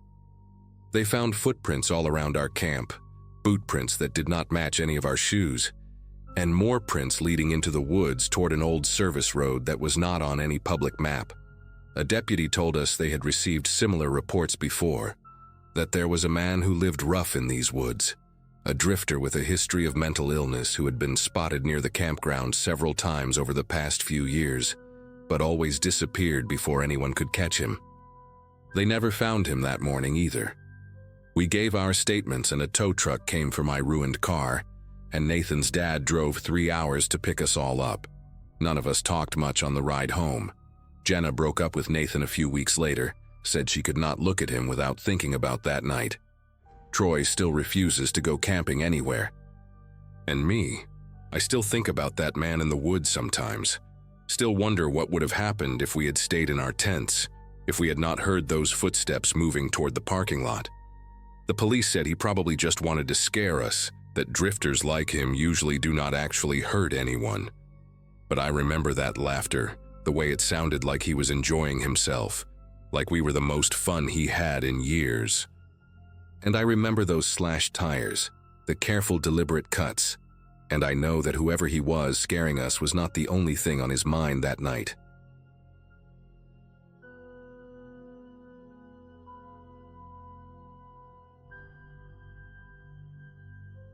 I'd been looking forward to that camping weekend for weeks, mostly because life had been so loud lately that I needed a place where my phone couldn't buzz every 3 minutes. Back then, I was juggling a messy work schedule and crashing on a friend's couch while looking for a new apartment. So when my friend Lana suggested a quick escape to a lakeside campground a few hours from town, I jumped at it without thinking twice. It was me, Lana, her cousin Ivy, and our friend Paige. 4 of us crammed into Lana's aging SUV with way too many snacks and a playlist that barely held us together. We reached the site in the late afternoon, the kind of place where pine needles blanket everything and the lake sits so still it looks like it's holding its breath. Setting up camp felt almost therapeutic, staking the tents, dragging logs into a crude bench around the fire pit, and arguing over who was worst at tying knots. For the first time in a while, I felt like I could actually stretch my mind out and relax. The night eased in slowly, that bluish hour when the trees turn into silhouettes and conversations start to loosen. We made dinner on a small grill Lana insisted on bringing, even though it looked like it belonged in a museum. And after a while, someone pulled out a bag of marshmallows and we all started telling stories that got dumber and more chaotic with each drink. The fire crackled loud enough to make the surrounding woods feel farther away, like we were in our own bubble. At one point, Ivy tried to teach us a ridiculous campfire song she remembered from a childhood summer program, something involving hand motions none of us could replicate after 2 beers. We were loud, laughing, comfortable. Everything felt uncomplicated in the best way. Must have been close to midnight when Paige stopped mid-sentence and tilted her head toward the hill above our site. A narrow dirt road ran up there, empty as far as we knew, blocked from our campsite by a row of tall pines. But through the branches we caught the shape of a pickup truck parked on the road. No headlights, no movement, just the faint growl of an engine running low. At first we didn't quite register it. The fire was bright and our conversations were louder than our instincts. But the longer we looked, the stranger it felt that anyone would be up there, engine humming in the dark, without even a cabin light turning on. Lana muttered that maybe someone was just on the phone or taking a break. Paige joked that it was probably some guy who got lost trying to find a place to pee. None of us wanted to be the one to say the situation made us tense.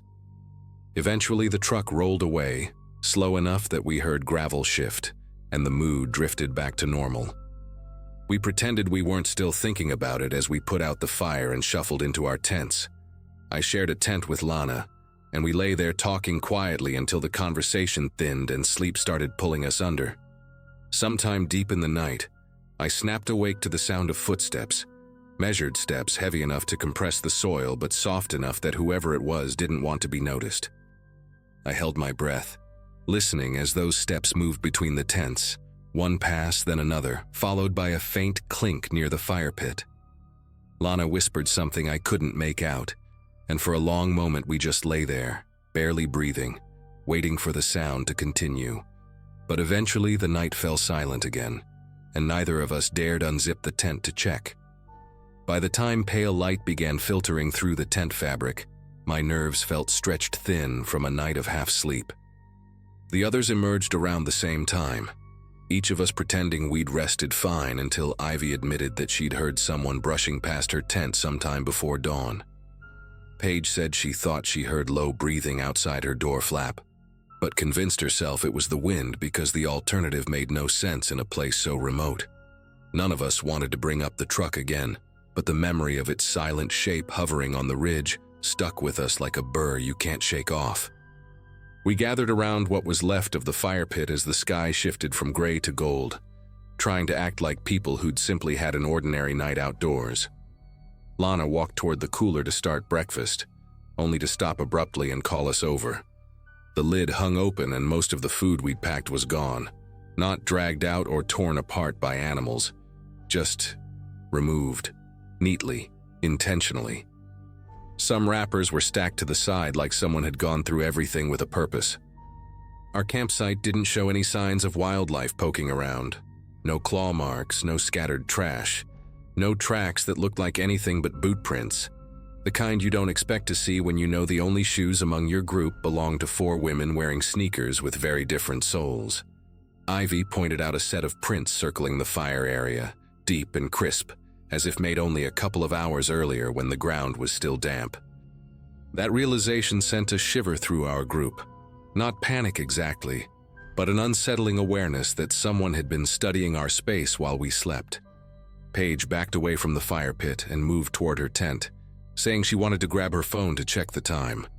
Then she stopped at the doorway, staring at the roof of the tent like she couldn't quite believe what she was seeing. Resting right in the center was a set of car keys. Not ours. Not from Lana's SUV. The key fob was old, scratched, attached to a small metal tag with numbers etched faintly into it. None of us recognized the brand stamped on the back. Paige didn't even want to touch them at first. She used the corner of her sleeve to lift them, turning them in her hand like some kind of warning had been left for us. That was when the memory of the footsteps clicked into place and made the whole scene feel heavier. Someone had walked between our tents, rummaged through our cooler, circled our fire, and left keys deliberately where they'd be seen.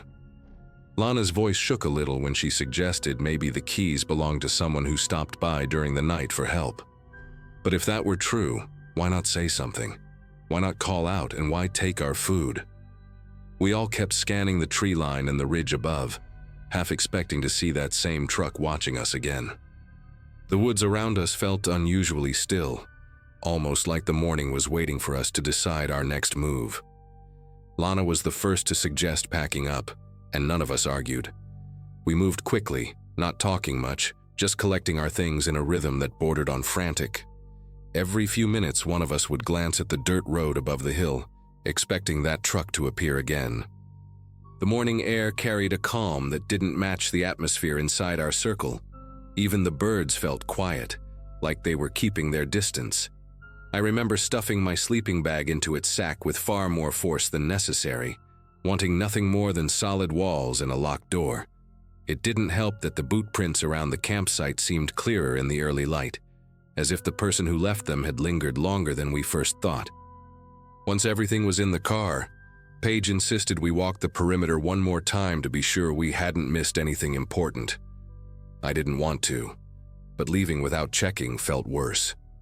We followed her in tense silence as she traced the line of disturbed soil leading from the cooler area toward the trees. There were more prints than we had realized, some overlapping, some angled like the person had paused to look back at our tents.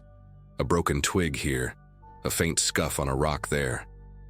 At one point, Ivy crouched to examine a mark on the ground that looked like someone had knelt beside the fire pit. Maybe that same moment we heard the faint clink during the night. We didn't find any other belongings or clues, just the sense that whoever visited us had moved with intention. The drive back felt longer than the trip in. None of us talked much. We were too busy replaying that night from every possible angle, trying to justify the things that didn't make sense. Lana kept glancing in the rearview mirror, and every time her eyes flicked up, my pulse ticked a little faster. When we reached the main road, Paige pulled the unfamiliar keys from her pocket and set them in the cup holder between us. None of us wanted to bring them home, but tossing them in the woods felt wrong too, like ignoring something we should take seriously. Eventually, we agreed to leave them at a ranger station on the way back to town. The ranger who greeted us took one look at the keys and asked if we'd found them near the old logging trails. We hadn't mentioned anything about trails. When we told him which campsite we'd used, he let out a slow breath and said they'd had scattered reports over the years of a man who drove an older pickup through the back roads, watching campsites from a distance. No violence, just strange behavior, early morning tire tracks, missing food, objects moved around, little things left behind. No one had ever caught him, or even gotten a description clear enough to help. According to the ranger, the keys didn't match any recent lost item reports. He promised to log them anyway, and told us we'd done the right thing leaving. That was the final push we needed. We went straight home and never camped in that area again. I still think about those footsteps in the dark and the quiet way that stranger moved around us, and I'm grateful every day that he left before any of us woke up fully.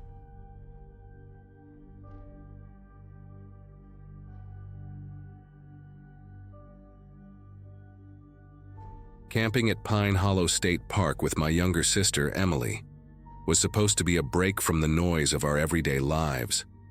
I had just switched jobs, and she had taken a few days off from her internship, so disappearing into the woods felt like the right move at the time.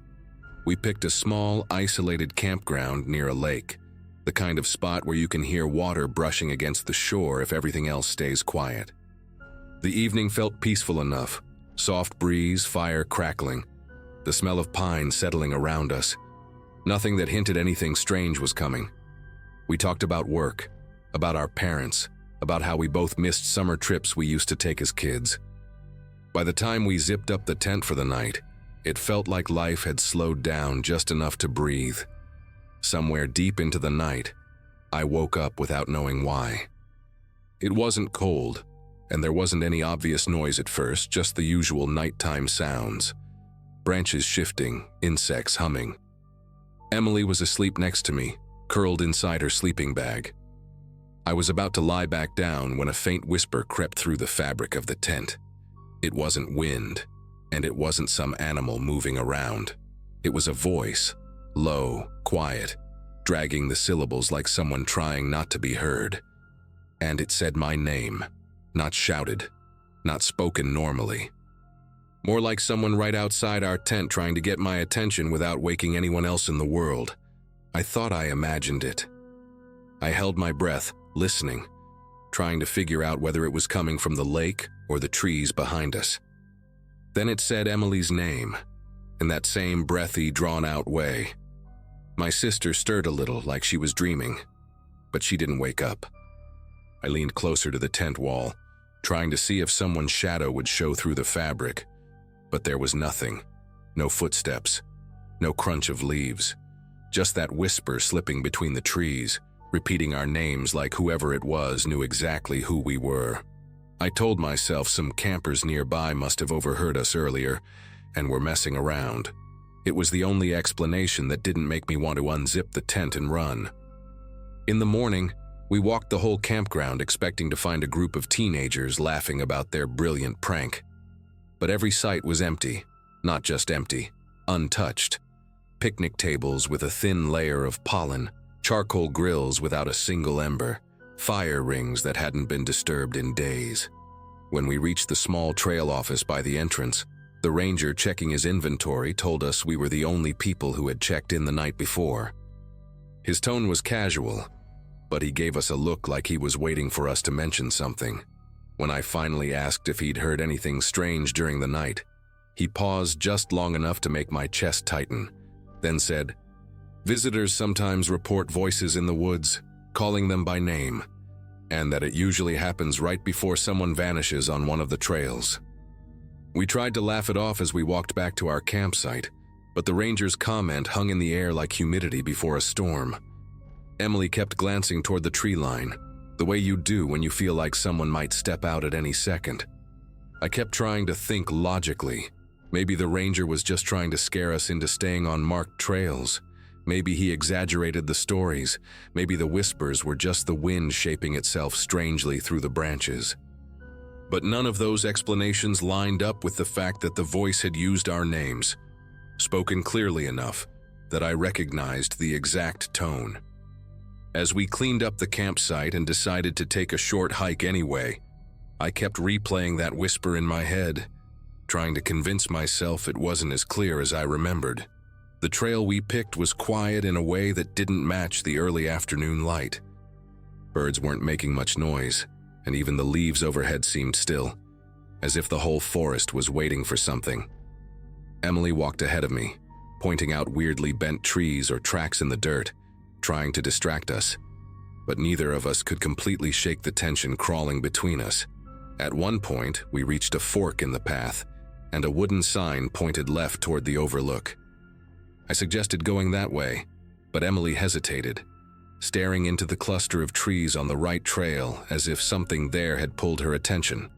When I asked what she saw, she said she thought she heard someone whispering again, this time farther away, like a distant voice threading through the undergrowth. We stood there for a minute, listening, but the woods were silent. I told her it was probably just her nerves reacting to the ranger's story, and she nodded, though she didn't look convinced. We kept going toward the overlook, and for a while things felt normal again. The air smelled like sun-warmed pine, and the trail opened up just enough for light to spill through. But as we got closer to the viewpoint, something shifted around us. Not a noise, not a movement, more like the forest had gone quiet in a way that felt intentional. Emily slowed until she was right beside me, and I noticed the tiny hairs on her arms standing straight up. She whispered my name, not to get my attention, but to ask a question without saying the whole sentence out loud. Did I hear it too? At first, I thought she meant footsteps or branches moving, but then the same low whisper from the night before drifted toward us from the trees off the trail. Only this time, it didn't sound like it was calling from outside a tent. It sounded like it was standing somewhere between the trunks, as if someone was hiding just out of sight. It said my name once, then hers, letting each syllable drag through the quiet afternoon.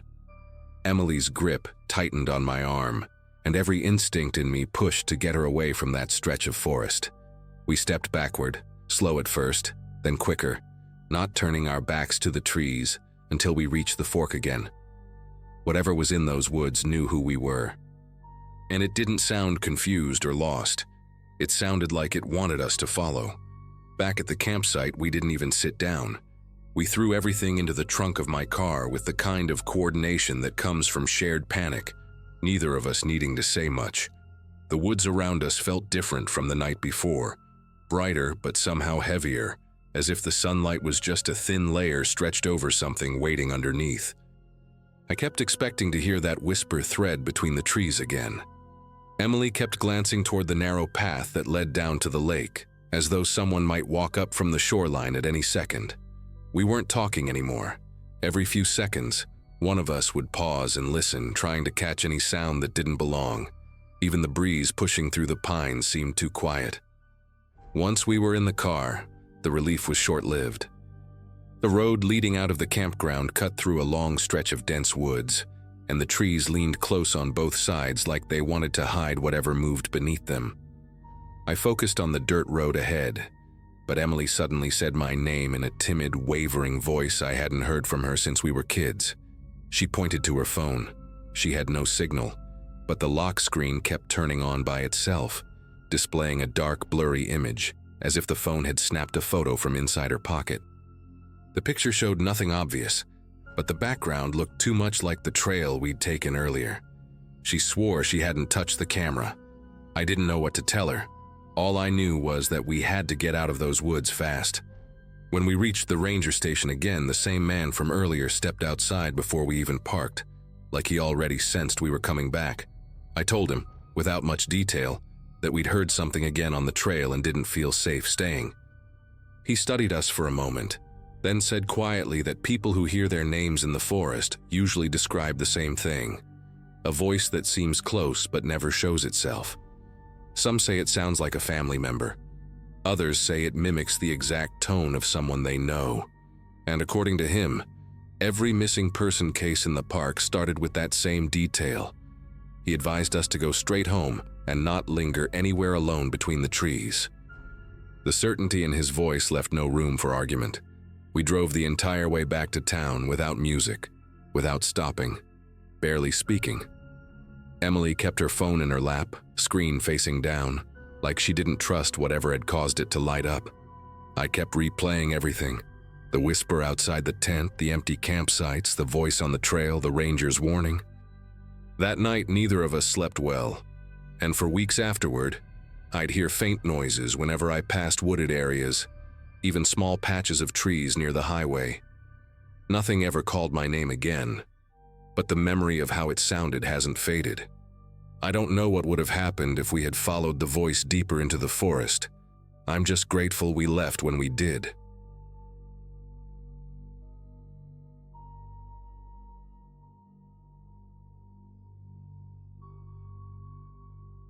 Mornings at that campsite felt like a break from everything I'd been dealing with at home, and that was the whole reason I'd gone out there with my dog, Milo. I was 16, stubborn, and convinced that a few quiet days in the woods would clear my head before school started again. Milo was the kind of dog people remembered. A reddish mutt with mismatched eyes and a strange habit of tilting his head like he understood full sentences. We'd been on that trail before, but this time the place felt heavier, like the air carried some kind of tension I couldn't pin down.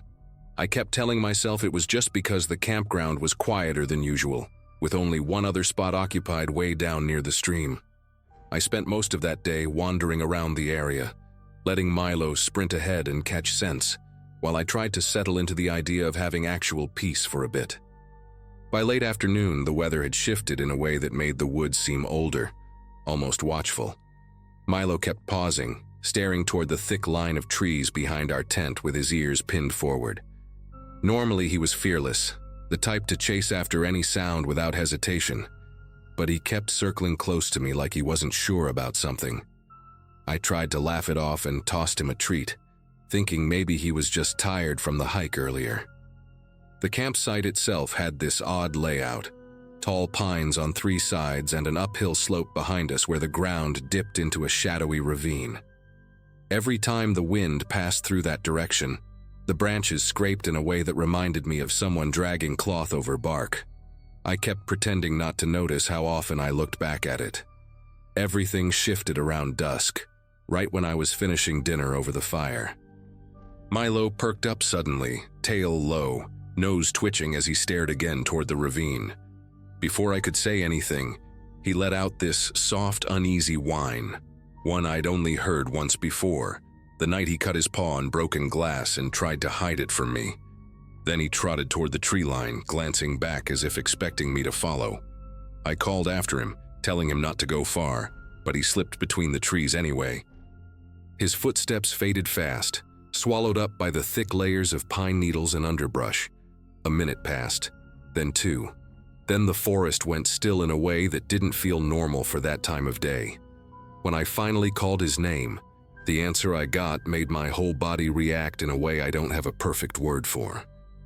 It was a whine, the same pitch Milo made when he wanted attention, but it echoed deeper in the woods, stretched slightly wrong, like someone trying to imitate him without understanding how real dogs breathe between sounds.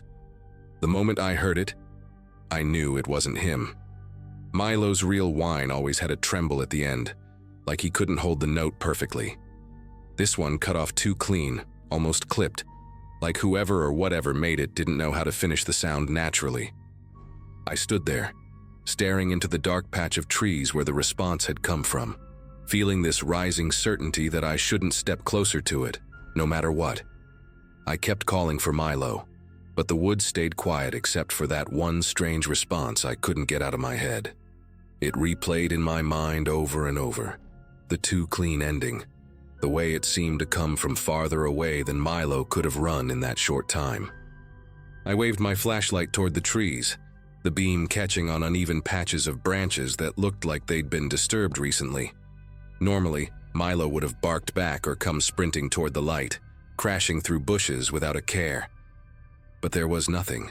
The longer I stood there, the more I noticed how the forest around me felt wrong for early evening. No insects buzzing, no rustling, no distant birds settling down. Just this thick silence that seemed to press against my ears. I kept telling myself he'd show up any second, but the part of me that knew Milo best kept saying something had lured him farther than he meant to go. Eventually, I grabbed the small camping lantern and stepped toward the edge of the ravine, stopping right before the slope dipped down. The ground there looked churned up in a weird way, as if someone had stepped repeatedly in the same spots, trying to flatten the grass. I crouched down, shining the light over the area, and spotted a few impressions that were definitely not from Milo. They were too long, too narrow, almost like footprints from someone walking carefully on the very edges of their feet. The spacing between them was strange, too, like whoever made them had an awkward gait or was deliberately trying to mask their stride. The moment I noticed that, the wind shifted again from the ravine, carrying with it a faint smell that reminded me of wet rope and metal left out in the rain. It wasn't a scent I'd ever associated with animals out here. Panic started creeping up on me, but I forced myself to think rationally and headed back to the campsite. I kept the lantern high, scanning everything: the tent, the cooler, the scattered gear near the fire pit. Nothing looked disturbed, but the whole spot felt like it wasn't mine anymore, like someone else had been circling it while I wasn't paying attention. The shadows seemed longer than they should have been, stretching toward the tent in thin, crooked shapes that didn't match the trees behind them. I reached into the tent for my phone, hoping for a signal, but the screen stayed stubbornly blank. That isolation hit me harder than I expected. I stood there with my hand on Milo's empty leash, realizing I didn't even know which direction to start searching without risking getting lost myself. My instincts kept telling me to stay put until sunrise, but every few minutes I'd hear something subtle, a faint crack, a soft shift of leaves, coming from the same area Milo had run toward. Not close, but not far enough to ignore. It almost felt like someone was matching my movements from a distance, stepping only when I stepped, pausing only when I paused. At one point, I heard that imitation whine again, but this time it sounded quieter, like whoever made it was trying to lure me slowly instead of calling me directly. I stood perfectly still, gripping the lantern so hard the handle dug into my palm, listening to the echo fade into the trees. There was no way Milo would have responded like that. Whoever was out there had been practicing his sounds, waiting for the right moment. At some point in the night, exhaustion won over fear, and I ended up sitting with my back against a tree, trying to stay alert while fighting off the heaviness in my eyes. The lantern burned low, giving everything around me this washed-out pale look, like the world had been drained of color. Every so often I whispered Milo's name, quietly enough that if someone was listening, it wouldn't give away my position too clearly. The forest answered with nothing but that same thick quiet, and it felt like the trees themselves were holding their breath. When the lantern finally dimmed to its weakest glow, I noticed movement near the slope. Not a full shape, just a shift in the darkness, like someone stepping back the moment the light tried to catch them. That single moment convinced me I wasn't imagining things. Someone had been out there long before Milo wandered off. The hours before dawn stretched endlessly, and I kept replaying every sound I'd heard the day before. Milo sniffing around the trees, the branches scraping, the echoing fake whine. I couldn't shake the thought that maybe the thing, or person, had been circling us for more than just that evening. Around early morning, I heard a distant engine turning over near the trailhead. It was old, the kind of engine that rattles before settling, and it kicked on as if someone had been waiting for the exact moment sunlight started touching the trees. No voices, no doors slamming, no footsteps rushing away, just the engine humming steadily for a few seconds before fading down the dirt road. I stayed frozen where I sat, listening until the sound was completely gone. When it finally stopped, the forest seemed to loosen its grip on the silence. Once the sun pushed fully through the treetops, I grabbed my pack and headed toward the trailhead, calling for Milo in short bursts. My voice bounced strangely between the trees, like the forest hadn't quite woken up yet. I didn't get far before I spotted him, lying just a few yards off the path, half hidden behind a cluster of ferns. His fur was ruffled, and he had a shallow cut near his shoulder, like he'd brushed against something sharp or been grabbed roughly. He lifted his head when he saw me, tail thumping weakly against the ground, and the relief that hit me nearly knocked the breath out of my chest. I wrapped my arms around him, checking him carefully. His injuries weren't deep, but he looked shaken in a way I'd never seen before. He kept glancing past me toward the woods, as if expecting something to step out. I carried him back to the trailhead as fast as I could, and that's when I noticed something I'd missed earlier: tire tracks that didn't belong to any ranger vehicle. They were fresh, narrow, and uneven, like the vehicle had been loaded unevenly, or someone inside kept shifting weight. The tracks led away from the campground, the same direction the engine sound had gone. I didn't stick around to investigate. I just got Milo into the car and drove straight home. Even now, thinking back on it, I'm convinced someone had been watching the campsite for days, waiting for a chance to separate us. Whoever it was knew how to imitate Milo just well enough to lure him off, but not well enough to hide the mistake in the sound. That tiny flaw might have been the only thing that stopped me from walking into the trees that night.